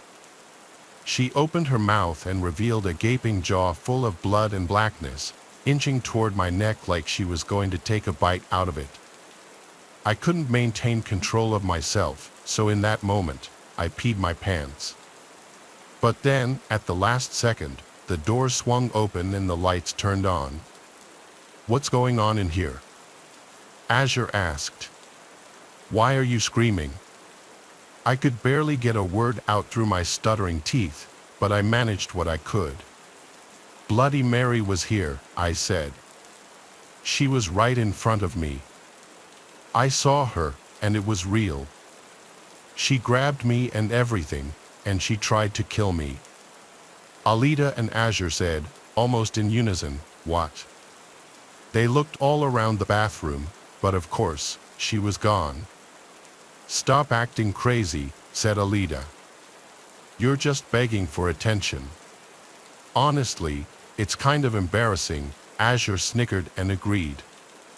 "Wait, did you pee yourself?" "That's disgusting," Alita exclaimed. "Oh my God, so yeah, actually, I think if you're going to act like that, you just have to leave." "What? Why?" I asked in disbelief. But before I knew it, Azure and Alita dragged me out of the bathroom and pushed me down the stairs, then threw all my stuff at me. I crawled to Azure's mother, a sobbing mess, and begged her to call my mom. Based on the look in her eyes and the way she sighed, I think she was very close to just letting me cry myself to sleep on the ground. But thankfully, she had the basic decency to call my mother so I could get out of that awful house. I never fully explained to my mother what happened, except for the fact that they were so mean that I cried. I hid the bruises from being pushed down the steps, and I wore turtlenecks for the next few weeks to hide the bruises on my neck. That was how my summer vacation began that year. Needless to say, I never left the house again until school was back in session. As for Bloody Mary, Azure and Alita's gaslighting was so effective on me that I honestly believed she existed for over 2 years after that. Until one day, I told this story to my first real friend in high school, and they explained to me the obvious truth that it was just Azure's older sister in a convincing costume.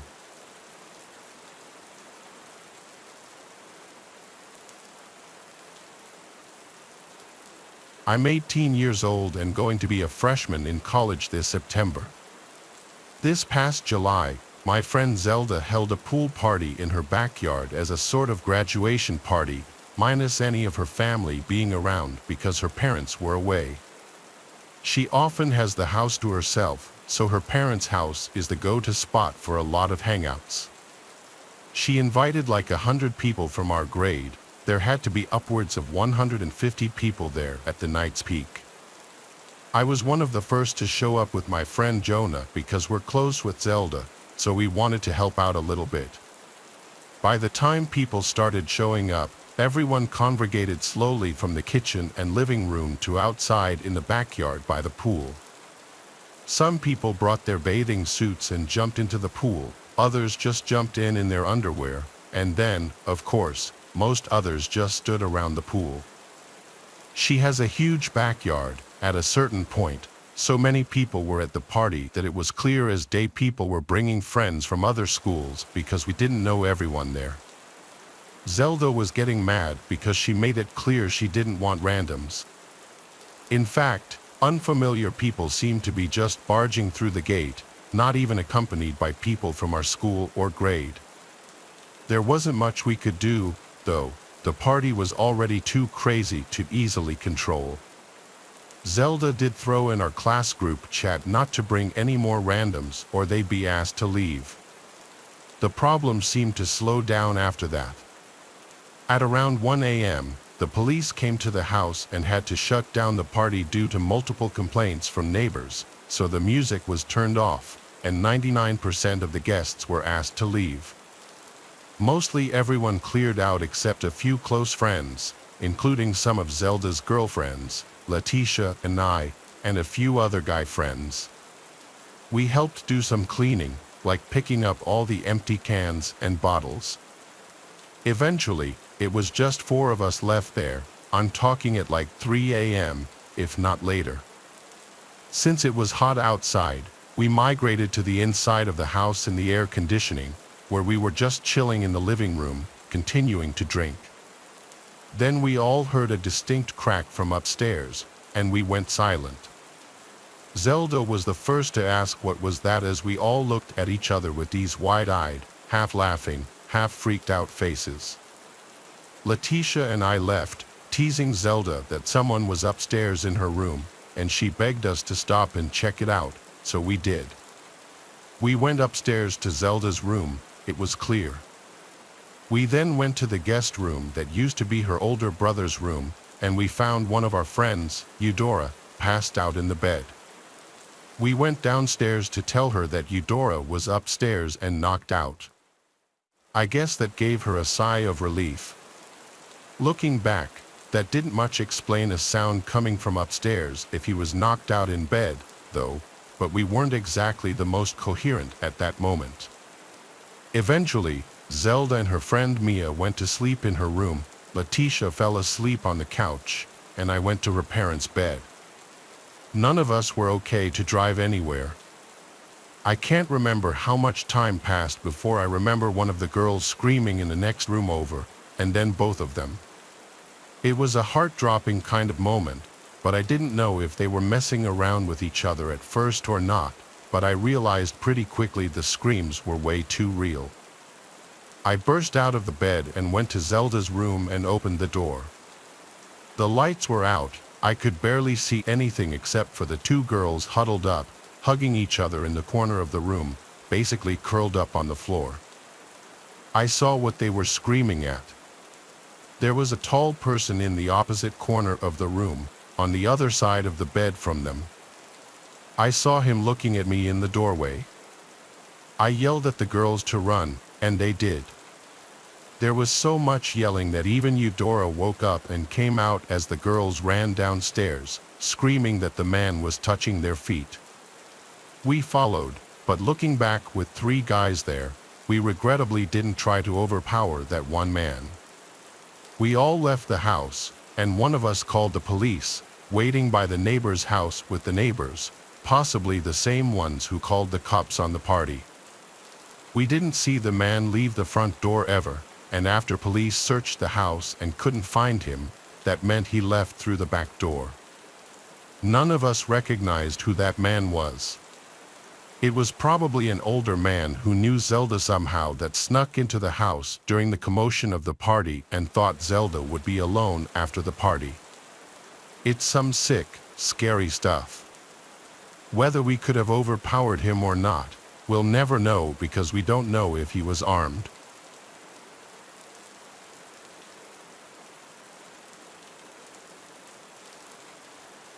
There's a nice quiet scenic creek not far from my house. I like to drive my kayak up to it every once in a while on the weekends in the summer.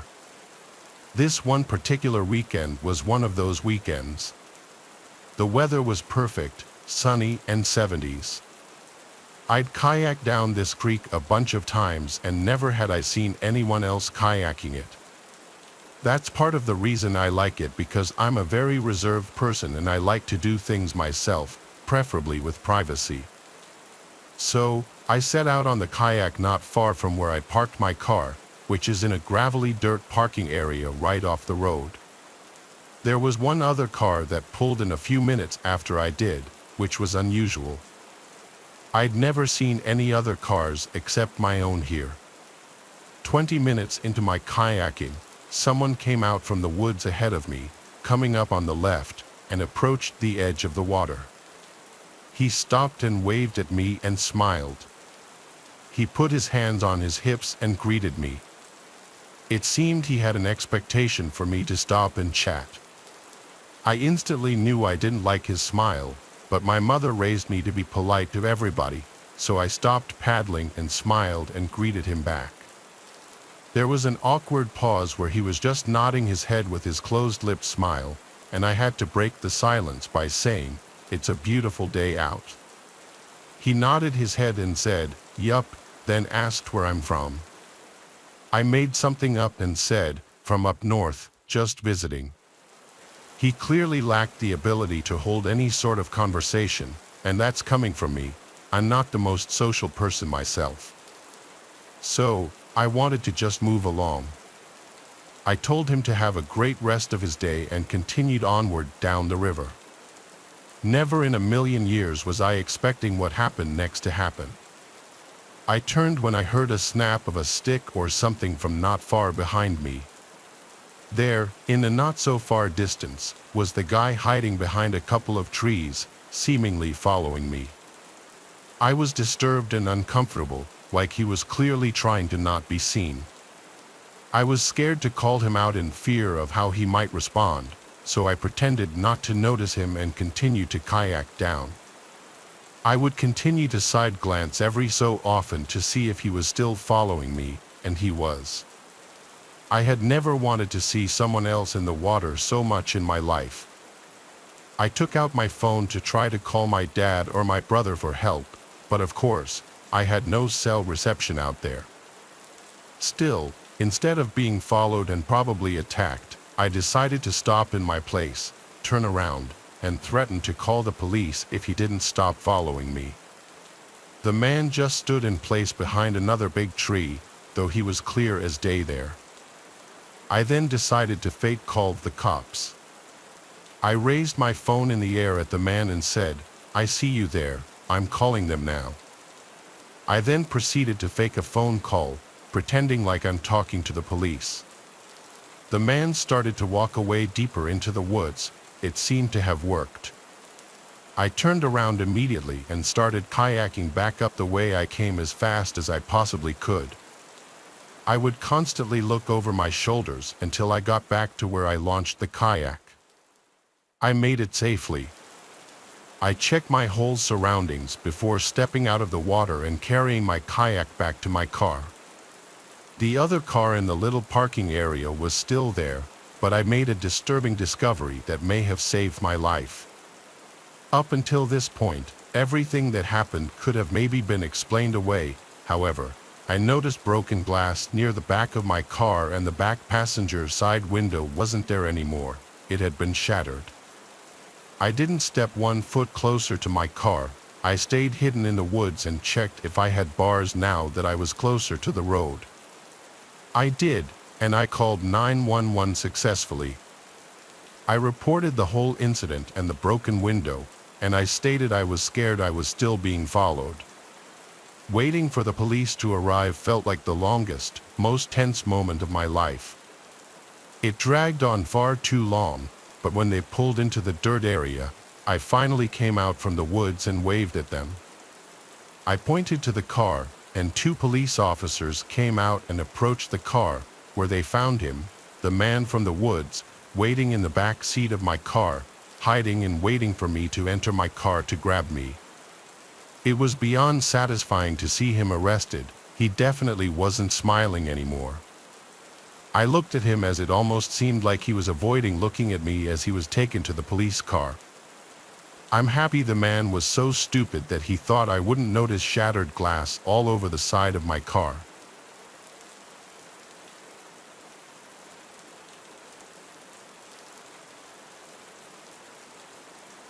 What you're about to hear is something that will sound like it was straight from a horror movie, but it's absolutely true. Every summer, my friends and I go on a camping trip to a new location. It's a tradition we've had for years. One year, we chose a hiking trail in West Glacier, Montana. My friend Enda is a photographer, so he always likes to bring his camera equipment and get lots of nature shots. Our first day there, the 3 of us did a lot of hiking and exploring, taking in the sights and allowing Enda to get a lot of shots. That first night there, nothing was out of the ordinary. We had 2 tents. I was alone in mine while the other 2 shared theirs. The next day, we did some fishing at a nearby river and a few other things that aren't really that interesting to talk about, but that second night was where things got weird. The fire had just been put out, and we went to our respective tents. None of us had even fallen asleep yet when we started hearing sounds from out in the woods. It was very clearly a person's voice. It sounded like an older woman's voice. It kept getting louder and more clear every 10 seconds or so. I called over to my friend's tent right next to mine, asking if they heard that, and they called back saying yes, someone was out there. The voice got so close and so clear that we could hear her saying, "Hello." I was shaking in my socks. Maybe you might think we're bad people for not jumping to help an older woman who may have been stranded in the woods, but that just didn't seem right.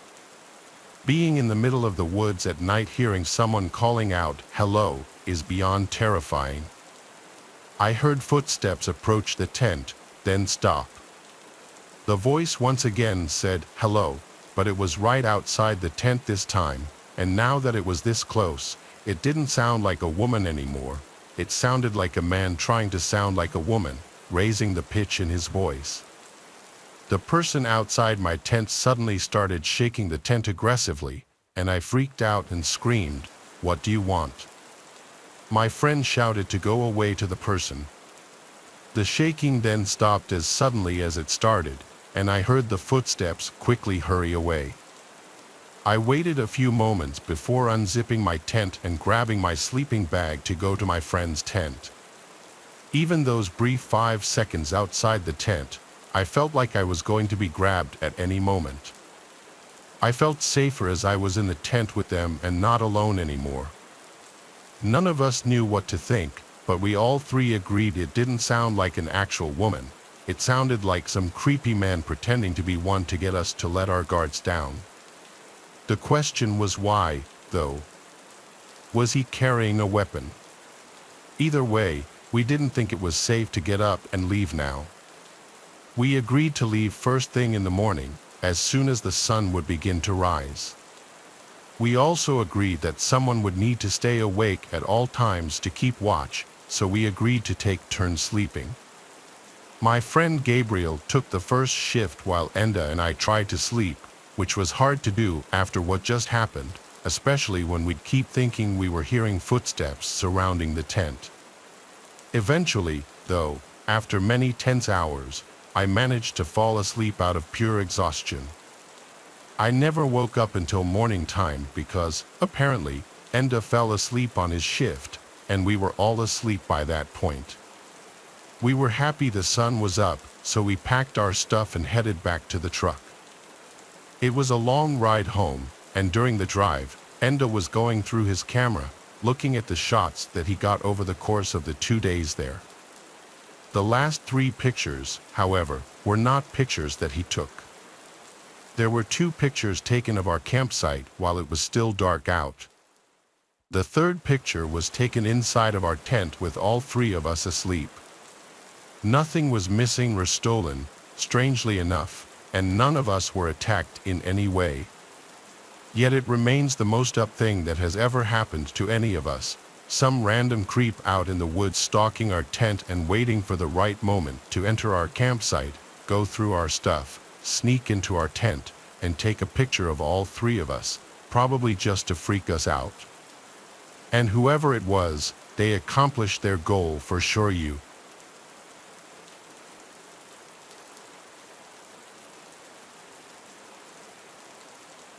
Summer is the greatest season by a long shot. That's a hill I'll die on any day. My love for the summer doesn't revolve around partying or drinking, as you may expect, but nature, warmer weather, and the outdoors are inseparable in my opinion. And I guarantee you that when the heat rolls through, I spend more hours outside than inside. It was a warm night in mid-June a few summers ago when this happened. I was 16 or 17 at the time. For context, There's a massive nature preserve near my house. When I say massive, I mean it. It's close to 1,000 acres in size. To this day, there are still parts of it that I'm positive I haven't explored. 2 of my friends and I agreed to spend a night camping in those woods. Technically, camping there was strictly forbidden and borderline illegal, but we figured that there was no chance someone would catch us in this dense forest. We just had to trek as deeply as possible. Zane was the camping fanatic of the group. I'm telling you, this kid loved cosplaying as a Boy Scout and probably knew close to 100 different knots. Our other friend Clement always supplied the drinks. If we were sober, he was unhappy. That's just how things went when Clement was involved. I remember the feeling of the gentle summer breeze blowing through my hair as the 3 of us packed up Clement's car. The weather was ideal, not too cold, not too hot. A few beers later, the 3 of us found ourselves lugging camping equipment through the woods at like 11:40. I can't lie, I was feeling the alcohol start to hit me as we marched along. Zane always carried this industrial-grade flashlight with him, so the darkness of the forest wasn't much of an issue. As much as I enjoyed the outdoors, though, traversing through thick woods at this hour was a bit creepy, even with Zane's flashlight on hand. After close to half an hour of straight walking, the 3 of us found ourselves in a small flat clearing that was an ideal spot to set up camp. We pitched our tent as per Zane's instruction and set our chairs up. The fire was the next step. Zane once again took the lead on this, and after a few more minutes, we had a pretty decent fire going. Clement reached into his bag and tossed me another drink. He then grabbed his JBL speaker and started playing some music. The vibe was perfect, and we must have been talking and drinking for a good 2 hours. We were all pretty drunk at that point, and I could tell the other guys were just about ready to pack it up for the night. Clement turned the music down and started collecting discarded beer cans. Just then, a deafening whistle pierced the silence. I nearly jumped out of my seat, going from drunken haze to high alert in a matter of seconds. I don't know how to describe it. The whistle was abnormally loud but still sounded distant. Clement quickly shut the speaker off, and the 3 of us sat in silence as we exchanged concerned looks. I could feel my heartbeat pounding through my chest. We sat there frozen in place for what seemed like forever, listening intently to our surroundings, but there was nothing. It almost seemed quieter now than it had when we first got there, like eerily quiet. Not even the normal wood sounds you come to anticipate. I used that time to replay my memory of the whistle back in my head. It definitely wasn't an animal's noise. The best way I can describe it is a standard whistle you would hear at a ballpark. Zane finally broke the silence, quietly urging us to pack up and leave. Clement and I disagreed with that plan, though. We might risk encountering whoever made the noise, which I was beyond terrified of. It was past 3 a.m. at this point, and an encounter this late would only mean trouble. Zane hypothesized that whoever made that noise was probably aware of our presence, which was a chilling thought. I didn't know what to do. On one hand, staying put violated every survival instinct I had. Packing up and leaving at this hour didn't seem like a much better option either, though. We finally agreed to wait it out. I went to put the fire out, but Zane cautioned me against it, saying that a fire would repel any dangerous animals.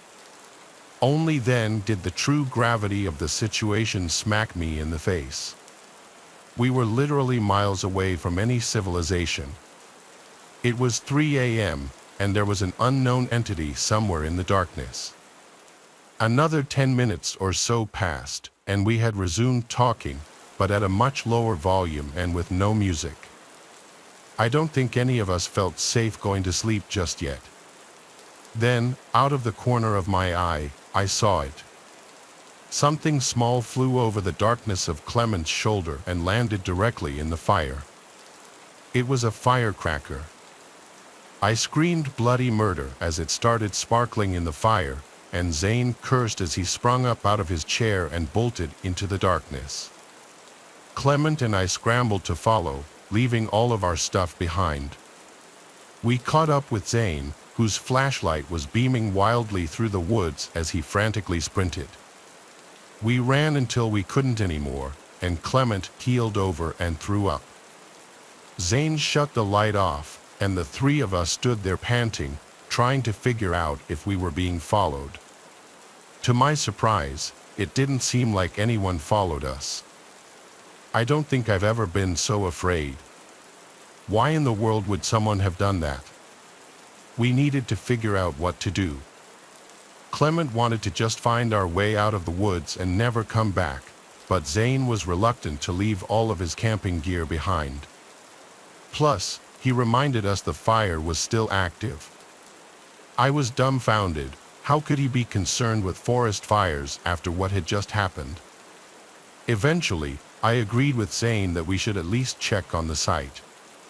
After all, no one had actually chased us, so there was a slight possibility that whoever threw that firecracker was just playing a cruel prank. Zane was a navigational expert and was actually able to retrace our footsteps. I could make out the glow of the fire as we quietly approached. Before I could get any closer, though, Clement put a hand in front of me and pointed with a horrified look on his face. I strained my eyes to make out the sight in the distance. What I saw is probably the most terrifying thing I'd ever laid eyes on. There were 3 people sitting motionlessly in our chairs like statues. The one whose face I could see looked lifeless, and his mouth was hung open. I was afraid to move. What were they even doing? I thought, realizing that they weren't even talking. This was not normal. The 3 of us watched for a little while longer before deciding to back off. We turned to leave, but Clement's foot clipped a rock, causing him to curse in frustration. Within seconds, the glow from the fire abruptly went dark, as if it had been covered with a cloak. It was freakishly fast. We didn't stick around another second. We again sprinted away from the site, but this time we could hear footsteps crashing behind us. We didn't stop this time. We bolted out of the woods and ran all the way to Clement's car. By some miracle, we weren't followed out of the woods. None of us spoke on the drive back, each of us lost in our thoughts. The next day, Zane insisted we return to the site in the daylight to collect his belongings. Clement wanted nothing to do with that, but I agreed to accompany Zane. After some searching, we eventually found the site, which looked mostly untouched. That is, until we got a little closer and noticed the putrid smell coming from Zane's tent. He unzipped it, and we found a dead, rotting rat. It was sickening. I took the hint and haven't been back to that preserve since.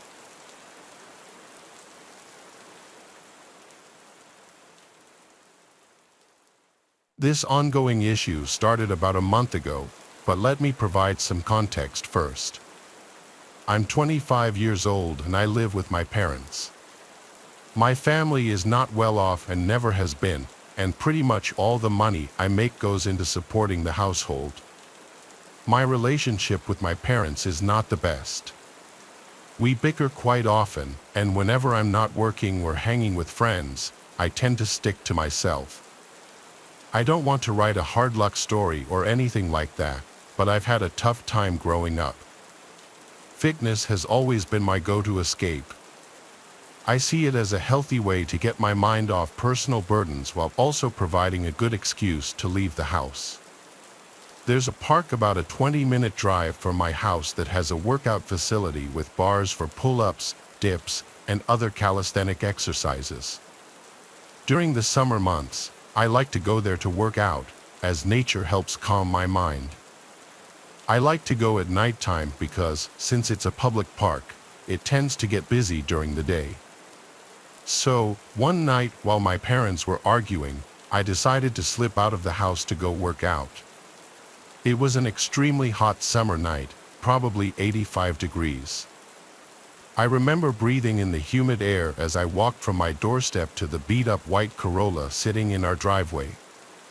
I started the rickety engine and rolled down the windows as the warm summer breeze flowed through my hair. I arrived at the park and exited my car. I was the only car in the lot. It was probably 10 or 11 p.m. The park was completely empty at this time. The beautiful scenery mixed with the steamy air to create a soothing atmosphere, which is another reason why I like this park so much. It sits on top of a hill that overlooks the downtown area of my city, which always adds pleasant and sentimental emotions to my evenings. Anyway, I started a set on the pull-up bar. I wasn't really counting the repetitions. When I work out, I just do it till failure, then take a break and do it a couple more times. It was somewhere between my sets when I took a break to loosen up my arms. Before I got back on the bar, though, an indescribable feeling came over me, and a subconscious urge forced me to turn my head around. Standing literally a foot away from my face was a tall, beaten-looking man. I actually screamed and jumped like 5 feet back. He let out a raunchy, boisterous laugh and apologized, saying he didn't mean to scare me.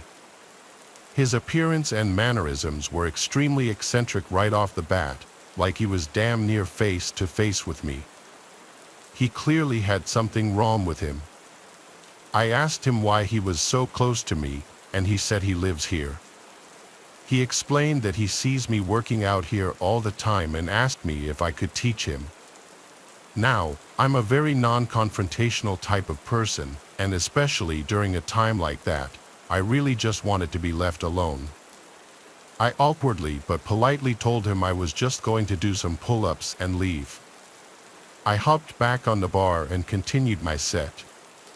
His words marinated in my mind. He sees me here all the time. I felt the gaze of his eyes burning the back of my neck, but like I said, I'm very non-confrontational. While he did make me increasingly uneasy, I didn't really know what to say or do about it. But then something really weird happened. Right as I was about to finish my set, I heard him mutter my full name. My blood instantly turned cold as I jumped off the bar and slowly backed away. I said a shaky, "What?" He didn't respond and instead just stared at me with this crazed, wide-eyed smile. I thought I might have been hearing things, that's how bizarre it was. I started to get an awful feeling in my gut, like something bad was about to happen. Without another word, I decided to quickly walk back to my car and leave. I felt that man staring at me while I retreated, and thankfully he didn't follow me. Before I left the park, though, I took one last look and saw him hanging from the bar, attempting to do a pull-up. I watched as he grabbed the bar, tried to pull himself up, and then failed and tried again in the exact position I was previously in. I swiftly left the park without looking back. The entire ride back, I questioned myself. Did he really say my name? Was I hallucinating? I tried to forget about it, and eventually, I did. I woke up early the next day to get to work. I work construction and have to wake up very early before my parents, so I was the first one to notice the unmarked envelope sitting at my front door. It was addressed to me. I picked it up and figured I'd read whatever was inside whenever I had the chance. It was another sweltering hot summer day, and I took my lunch break early to cool down. I sat in my car while eating my pre-made sandwich and decided to open the envelope. I didn't really know what to expect, but never in a million years did I think I'd find 10 printed photos of me. They were all unknowingly taken.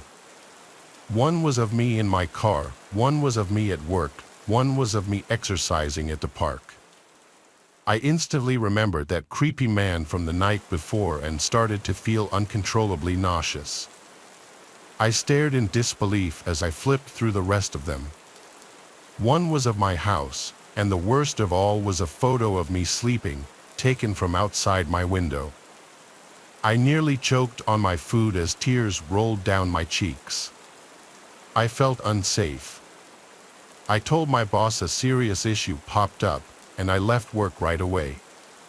He wasn't happy with me, but I didn't care. I took a picture of the photos and drove directly to the police station. I gave the police the photos and explained my encounter at the park. I described the man to them, and they said they would look into it. I told my parents about it too, and for the first time in a long time, I actually got some sympathy out of them. More things started happening, though. A couple of nights later, at like 3 a.m., I awoke to knocks at the door. I didn't open it, assuming the worst. One day, I found a sticky note pasted to my car window with a heart drawn in Sharpie. I went back to the police to report this, and they said they would open up a stalker investigation. I haven't heard back from them yet. I figured it's hard to build a case without having concrete evidence. This happened about a month ago, and I've been on high alert ever since. My parents are looking for a new home, which is already tough given our financial situation. I'll update if anything further happens, but until then, I'll continue to sleep with one eye open.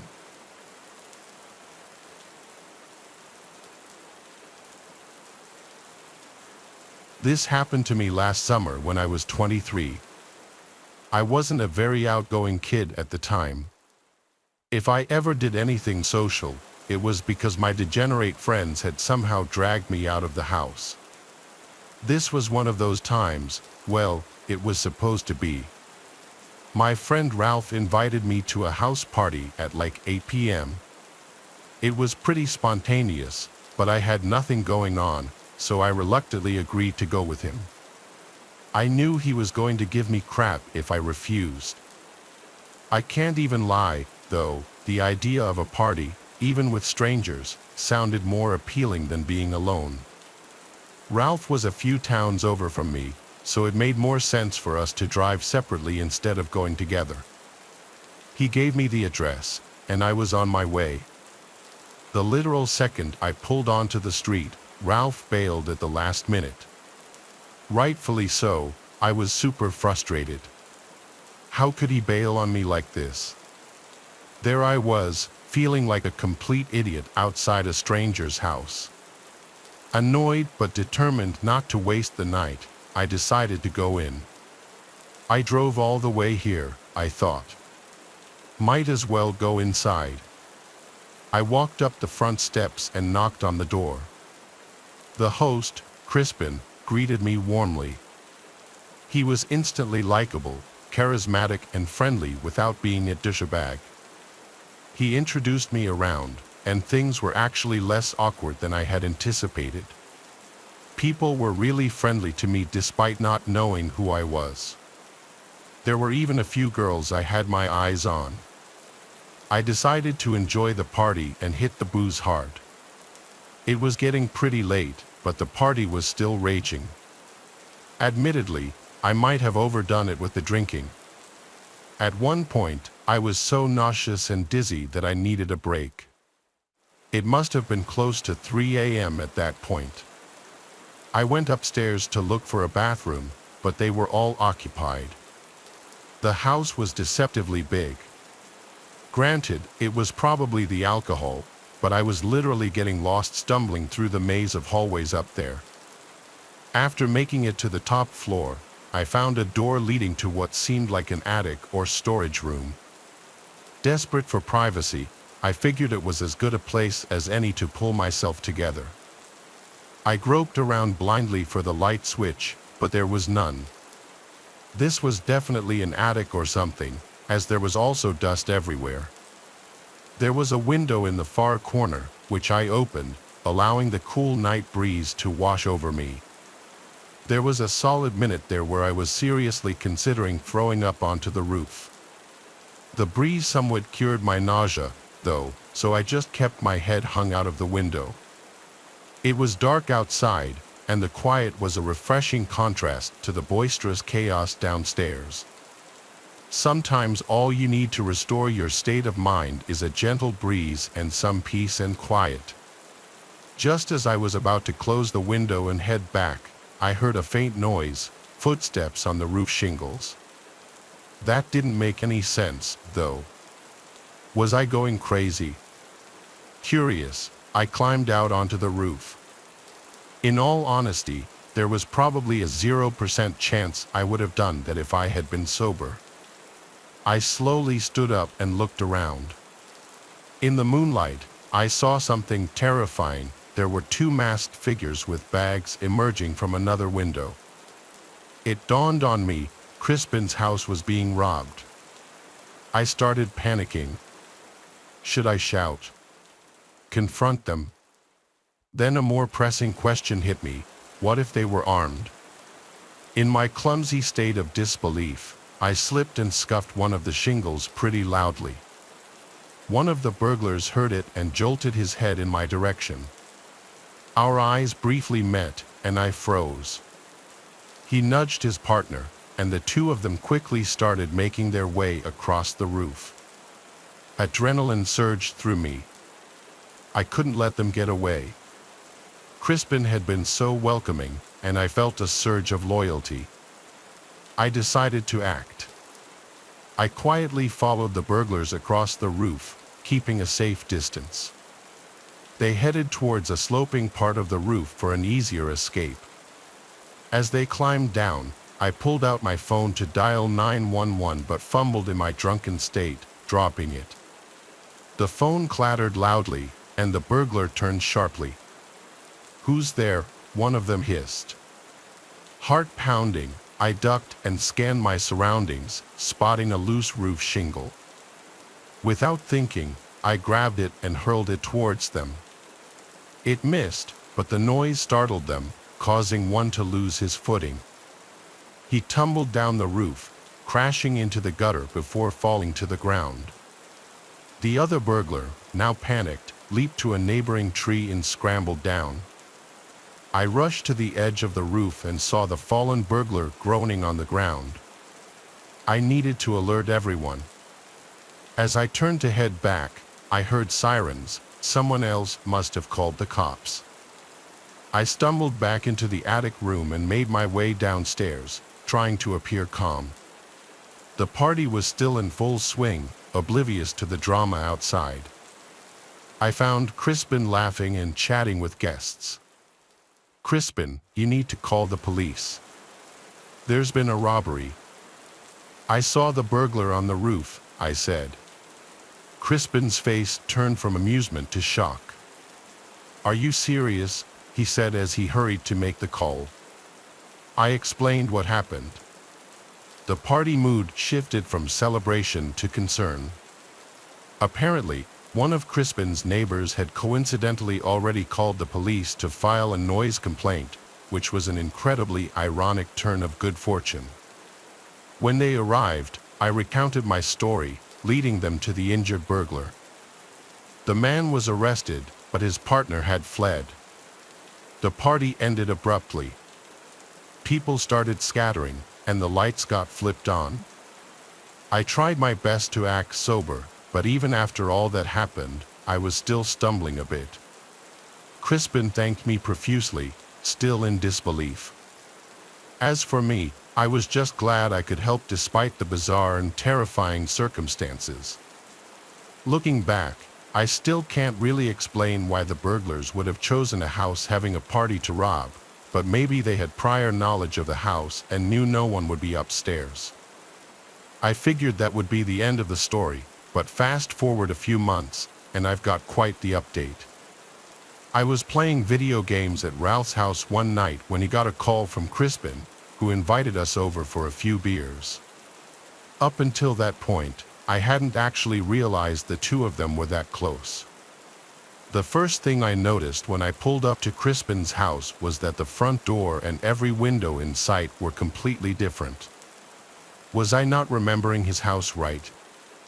I could have sworn the windows and the front door had been white, but they were all gray and much more heavy-duty looking. Crispin waved us in, and we went down to his basement. We cracked a few beers and started playing a game of pool. To my surprise, he actually recognized me from the party and thanked me again for my trouble. What he told us was actually crazy, though. Apparently, the burglar the police caught that night refused to snitch on his partner and was currently serving a lengthy prison sentence. The police hadn't been able to get any leads into catching the other guy, though. Crispin told us that not even a week after the incident, his family started receiving threatening letters from an unknown sender, some of which included pictures of Crispin and his family members. Obviously, they reported these occurrences, but the police had no real leads. A month after that, Crispin's mom noticed a suspicious vehicle circling the house at around 1 a.m., and a few days later, Crispin's dad claimed that things in their backyard had been gone through and moved around. In response, Crispin's dad increased their home security and even went as far as to replace and reinforce all their doors and windows. I was shocked. This was still an ongoing issue for Crispin, and I had no idea how serious a situation like this could get. Summer's fast approaching, and I'm sure I'll have another update when I see Crispin again.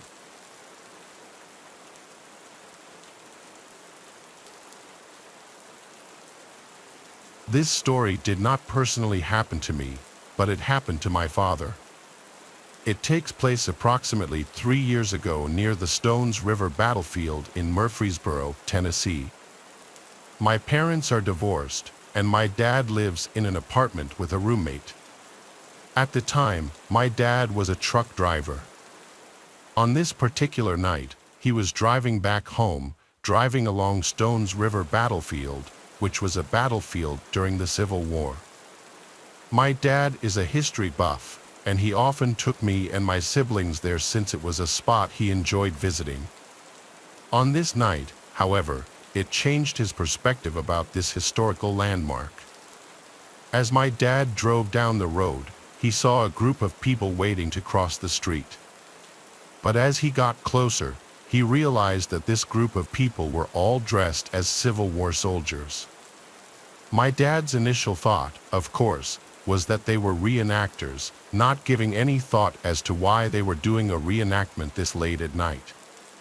Maybe they were practicing. He didn't know for sure and didn't even think about it. When my dad approached, he stopped his truck and let them cross the street. But what he saw next terrified him greatly. One of the soldiers had stopped and looked at my dad with cold black eyes and a ghostly pale face. My dad was spooked and just sat there in shock until the soldiers had crossed the street and disappeared like mist on the wind. My father drove the rest of the way home, trying to piece it together and keep his sanity intact. He had no idea what he had just witnessed. He then told me some things that had happened after that, things that scare me more than anything.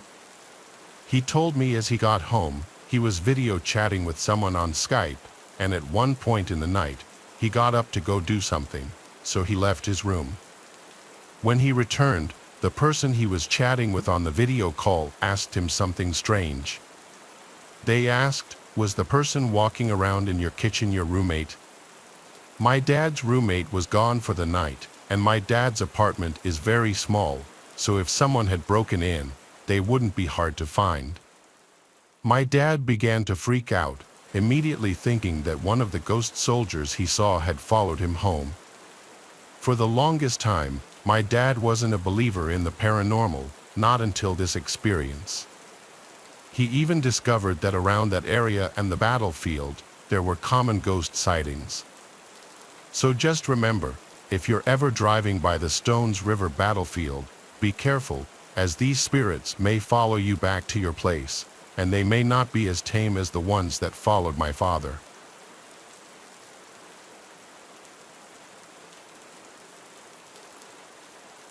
It was a Memorial Day weekend, so my friend group rented a lakefront house for the weekend 3 hours away from home.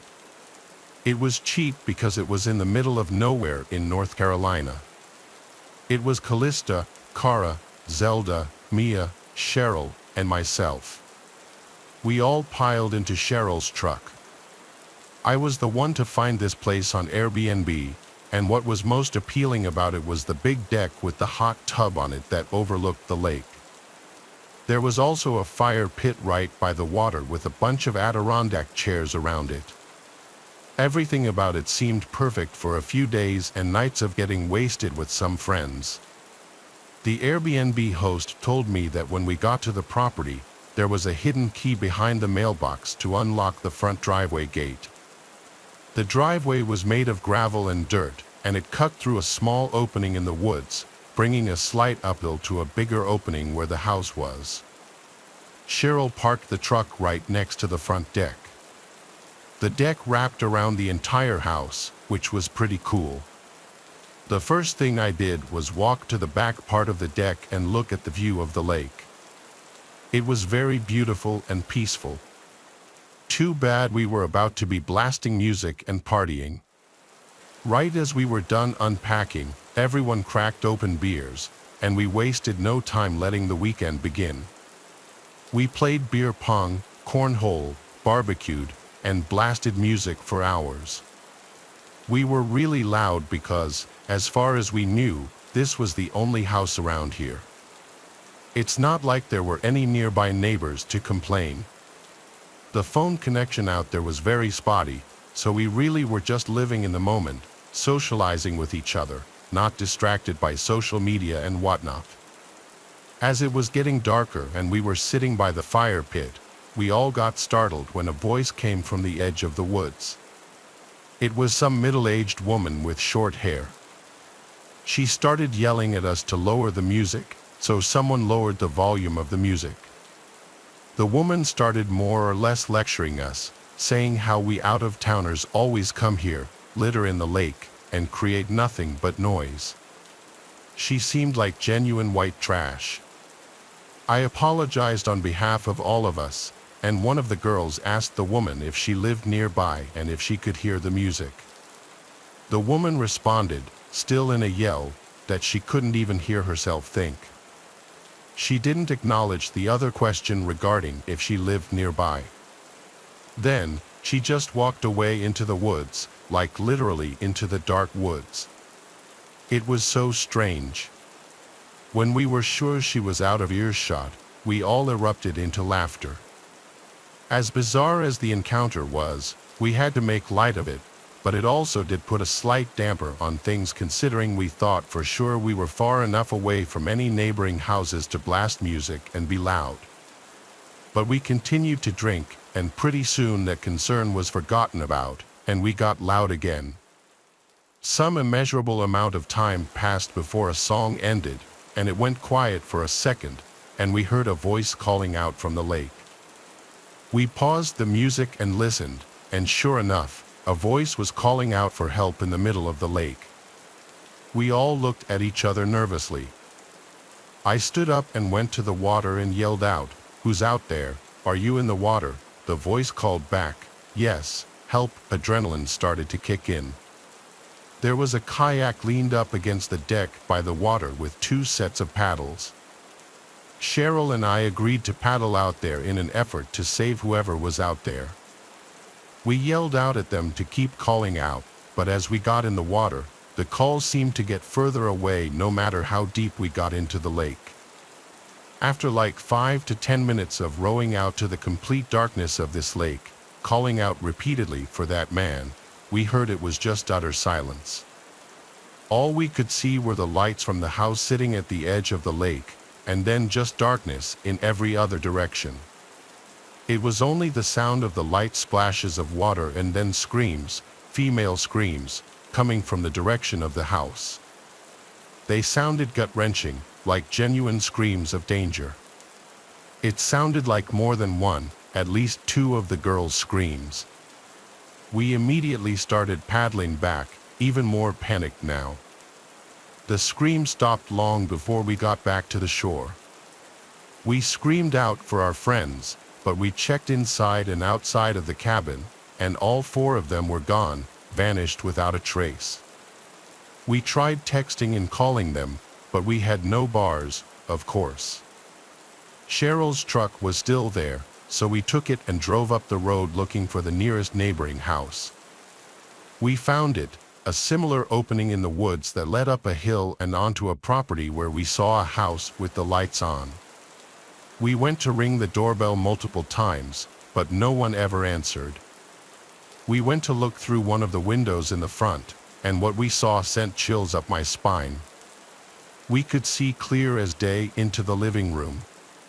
There was a lamp on in the corner, and in the middle of the room, somewhat close to the window, was that trashy woman we saw who came and yelled at us before. She was standing still, doing nothing, just facing the window looking out at us. She had a borderline angry-looking expression. We yelled, asking for help, but when she wouldn't move, we were too creeped out to stay there and left. As we got back in the truck, about to drive to another house, my phone started vibrating. It was Mia calling me. Thank God.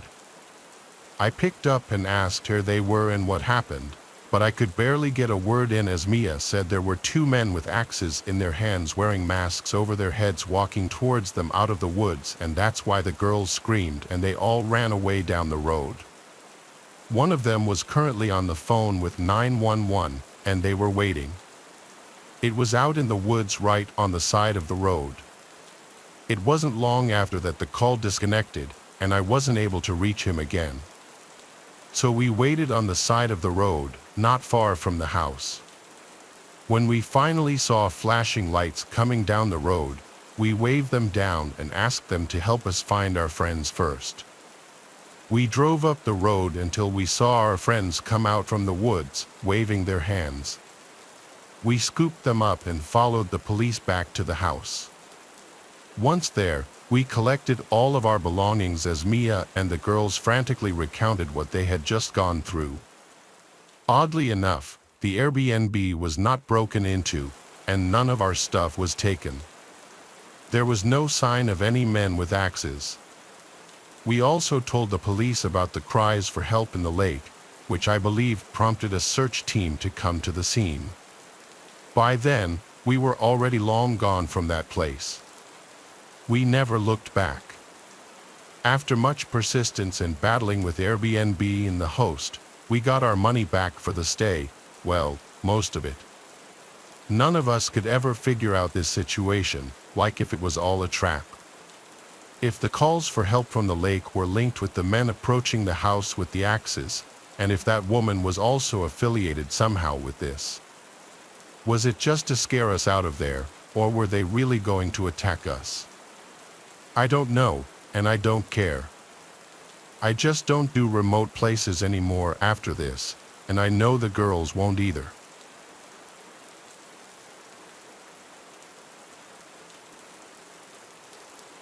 It was Memorial Day weekend of 2021. The world was recovering from COVID, and everyone was looking to celebrate. That included my friends and me. Our friend George has a really nice big boat. Well, his dad has a big nice boat, but George gets to use it. The lucky bastard was born into a lot of money. We do reap some benefits from being friends with him, though. Out in the bay was a big boat meetup planned for Memorial Day, so our core group, Grant, Hale, and I, all met up at George's house on the water, and we took the boat out from there to meet up with George's other boat friends. There were a bunch of boats tied together in a shallow part of the bay, and everyone was hopping from boat to boat and walking around in the water with drinks in hand. I was getting really drunk along with everyone else, and unfortunately, that included George. No one really realized until it was too late that he had way too much to drink and was not okay to drive the boat back home. I told him to sleep it off in the cabin, so he went down to sleep. It started to get dark after so many hours of drinking and mingling with other boat people, and one by one, the other boats left. We were the last boat left, just the four of us. I went to check on George, and he was still knocked out. We had to stall for hours with each other until he finally woke up. He did seem more sober now, so he started to slowly drive the boat back in the direction of his canal. On the way, we noticed the lights of another boat seemingly following us. George started freaking out, thinking it was the Bay Police. He didn't want to do anything suspicious like speeding up or slowing down, anything that might draw attention, so we kept our speed steady. We made it to the canal, and he lives about 5 minutes up the canal. The boat behind us was still following us up the canal. George was really starting to freak out, worried he'd get a DUI and lose his license, and of course, his dad killing him. The canal is a no-wake zone, so we had to slow it down even more. As we went down the canal, the boat behind us was catching up to us. At this point, we were fully expecting the boat to be a police boat. We started discussing a story to stick to, that we took the boat out and just hung out on the bay. We started hiding all the beer cans, ready to lie completely about having had any beer. We got to George's dock, and he looped the boat around to align it next to it. He did it pretty smoothly for someone who was intoxicated. The boat that was tailing us the entire time approached, and as it began to pass us, we realized it wasn't a police boat at all. It was just a random boat. George said out loud, "Who the hell is this? He knows everyone on his canal," and he said he'd never seen that boat. As it directly passed us, we saw 3 men standing on the back of the boat looking at us. It was honestly in a very aggressive way. George taunted them and said, "What?" None of them responded. Their boat passed us, and they continued to watch us. While we were all relieved it wasn't the police, George was now nervous as to why they followed us all the way down the canal when they don't even live on this canal. I said perhaps it's someone visiting a friend's house for Memorial Day, and he reluctantly agreed and said, "Could be." He tied up the boat to the dock, and we helped the best we could. He said he'd clean it tomorrow. We all went inside his house. His parents weren't home this weekend, he had the place to himself. So we suggested throwing a last-minute pool party, but it was already like 10 o'clock, and there wasn't really any chance of throwing anything big that last minute. So the 4 of us went back outside to just hang by the pool, continuing to drink, with all of us planning on crashing at George's place for the night. That boat passed by the house again within maybe 10 minutes, and that's when we really got suspicious. The men on the boat again stared at us, and this time George said nothing. The night became a daze. At some point after this, my memory gets really foggy, as I guess I blacked out. The next thing I remember is waking up with extreme cotton mouth in the middle of the night. At first, I thought the unbearable thirst I was feeling was what caused me to suddenly wake up, but I was very wrong. I looked around the room and saw Grant and Hale on the couch as well, sleeping. I went to the kitchen to drink some water from the faucet like a water fountain, that's how thirsty I was. But in the kitchen, I was met with someone else, dressed in a cliché all-black robbery outfit, including a black ski mask, and he was clear as day holding a gun. I didn't scream. He aimed the gun at me and told me not to make a sound. It was an unexplainable feeling, knowing that my existence could have ended at any given moment. And everything would turn black, washed over my body. He said to me in a quiet voice, "Where is the owner of the house?" I whispered, "I don't know." He asked me where the owner's bedroom is, and I shakily said, "Upstairs." He had me lead him upstairs with a gun to my back, threatening to shoot me if I made any sudden moves or calls for help. When I got to the top of the stairs, I realized there were 2 men behind me, not just one. Both of them were in the same all-black robbery attire. I really didn't want to, but I led them to George's room where he was passed out sleeping. The two men shut the bedroom door and had me wake George up without making a commotion. George came to reality, looking around the room and momentarily freaking out before one of the men got closer to him with the gun in his face, telling him to be quiet. The man with the gun pointed at George demanded to know where the safe was. George's family is loaded, and their house is huge along with their boat, and it's common for rich families to have a safe somewhere in the house. George led the two men and myself to his dad's room, to a certain closet. At this point, they forced him to call his dad to get the combination. George explained to his dad that we were being held at gunpoint and he needed to give the combination. George's dad complied. The two men took all the contents inside the safe and put them into a bag. This included savings bonds, cash, jewelry, and various important documents. After this, they ran out of the house. We didn't hear a car speed away or anything, so they must have had a getaway vehicle further away, not on the block. After posting on multiple outlets, including the Ring Neighbors feature and reporting it to local news outlets, no one could identify the two men. I think it's fairly safe to say those men on the boat followed us to find out where George lived, since it was a very nice boat and they must have seen potential dollar signs. I'd never been so scared in my life. I actually could have been killed if I made one wrong move.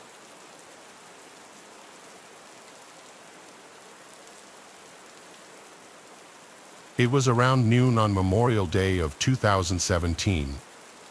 My car was in the shop for a few days, so to the outside world, it would seem that no one was home. I was sitting in the living room watching television when I noticed a shadow being cast from the window behind me. I thought nothing of it as the window faces the street, and our front lawn is not very big. To me, it seemed like someone was just walking down the road, no big deal. Almost simultaneously, however, someone passed by the window to the carport heading to our side door. I went to check it out, and before I got to the door, he knocked. When I answered the door, I saw him in a white duct-taped motorized scooter, now under our carport. He told me he had been walking down the road pushing his scooter and he was wondering if he could rest for a moment. It was a hot day, and I could tell he had been walking. I decided to give him a break and let him sit under my carport for a minute. I even gave him a mellow yellow from the fridge, thinking if he had a cool drink, he would leave as soon as he was finished. I returned to my living room. Then there was another knock, but this time on the front door. I answered it, and this guy was asking if we were selling a scooter here. I told him no, and he apologized and then walked off. I closed the door and looked outside the window, and saw that the guy in the scooter was still there. At this point, I was really suspicious, as most people would be. I decided to make something up to get the guy to leave by saying my friend was about to be here and that he needed to park there. When I opened the door, I asked him if he was feeling all right now, and he told me he was just resting. Before I could tell him my made-up excuse to get him to leave, the guy from the other door came from around the side of the house. He talked to the scooter guy and said, "Hey man, I've been looking everywhere for you. I thought you might have been stealing these people's scooter." They laughed for a moment and then both walked to the street with the scooter. I closed the door and decided to watch them from my front window. They both loaded the scooter in the back of a big red truck parked in the street that was not there when I talked to the front door guy. The driver was staring at the window I was looking out of, and after they got in, they took off. I called the police, and an officer came over almost immediately. I live a block from a police department. When I told the cop about what happened, he told me they had similar reports of a guy with a scooter casing houses, probably thinking that no one was home for the holiday. He told me that I probably scared them off since I was home. Still, though, I'm very lucky that they weren't violent. Every Memorial Day, I think about what happened.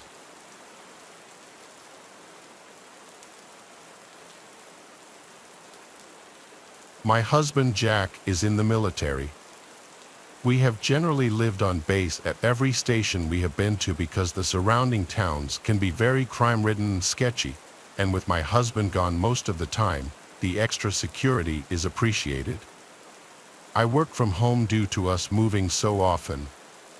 One afternoon, I was taking a break, had made a bite to eat, and was snuggling up on the couch with my dog. That's when I heard the sliding glass door open. It was so nonchalant I thought it was Jack. I saw the cat run from the kitchen and a shadow standing near the door entering it. I thought maybe he had come back for something, so I called out for him and was like, "What are you doing home? Did you forget something?" No answer. This is where I just got an eerie feeling. After I asked what he was doing here, I saw the shadow move and heard the click of the sliding door lock. From there, he walked to the laundry room and shut the door. I still had received no response, so I'm sitting on the couch, scared out of my mind, and I call my husband, hoping to hear his phone in the laundry room. I don't hear a ring, but he does answer. I asked him why he came home, and he didn't answer me. All he says is, "That wasn't me. Grab the dog and get in your car." I freak out. After getting off the phone with Jack, I grab the dog and run to my car. From there, I called the military police. Waiting for them was probably the longest 20 minutes of my life. When they got there, they cleared the house and found no one. They asked me to make a statement, and even they were baffled that someone would try this on a base. We still live here. I'm just so scared that he'll come back.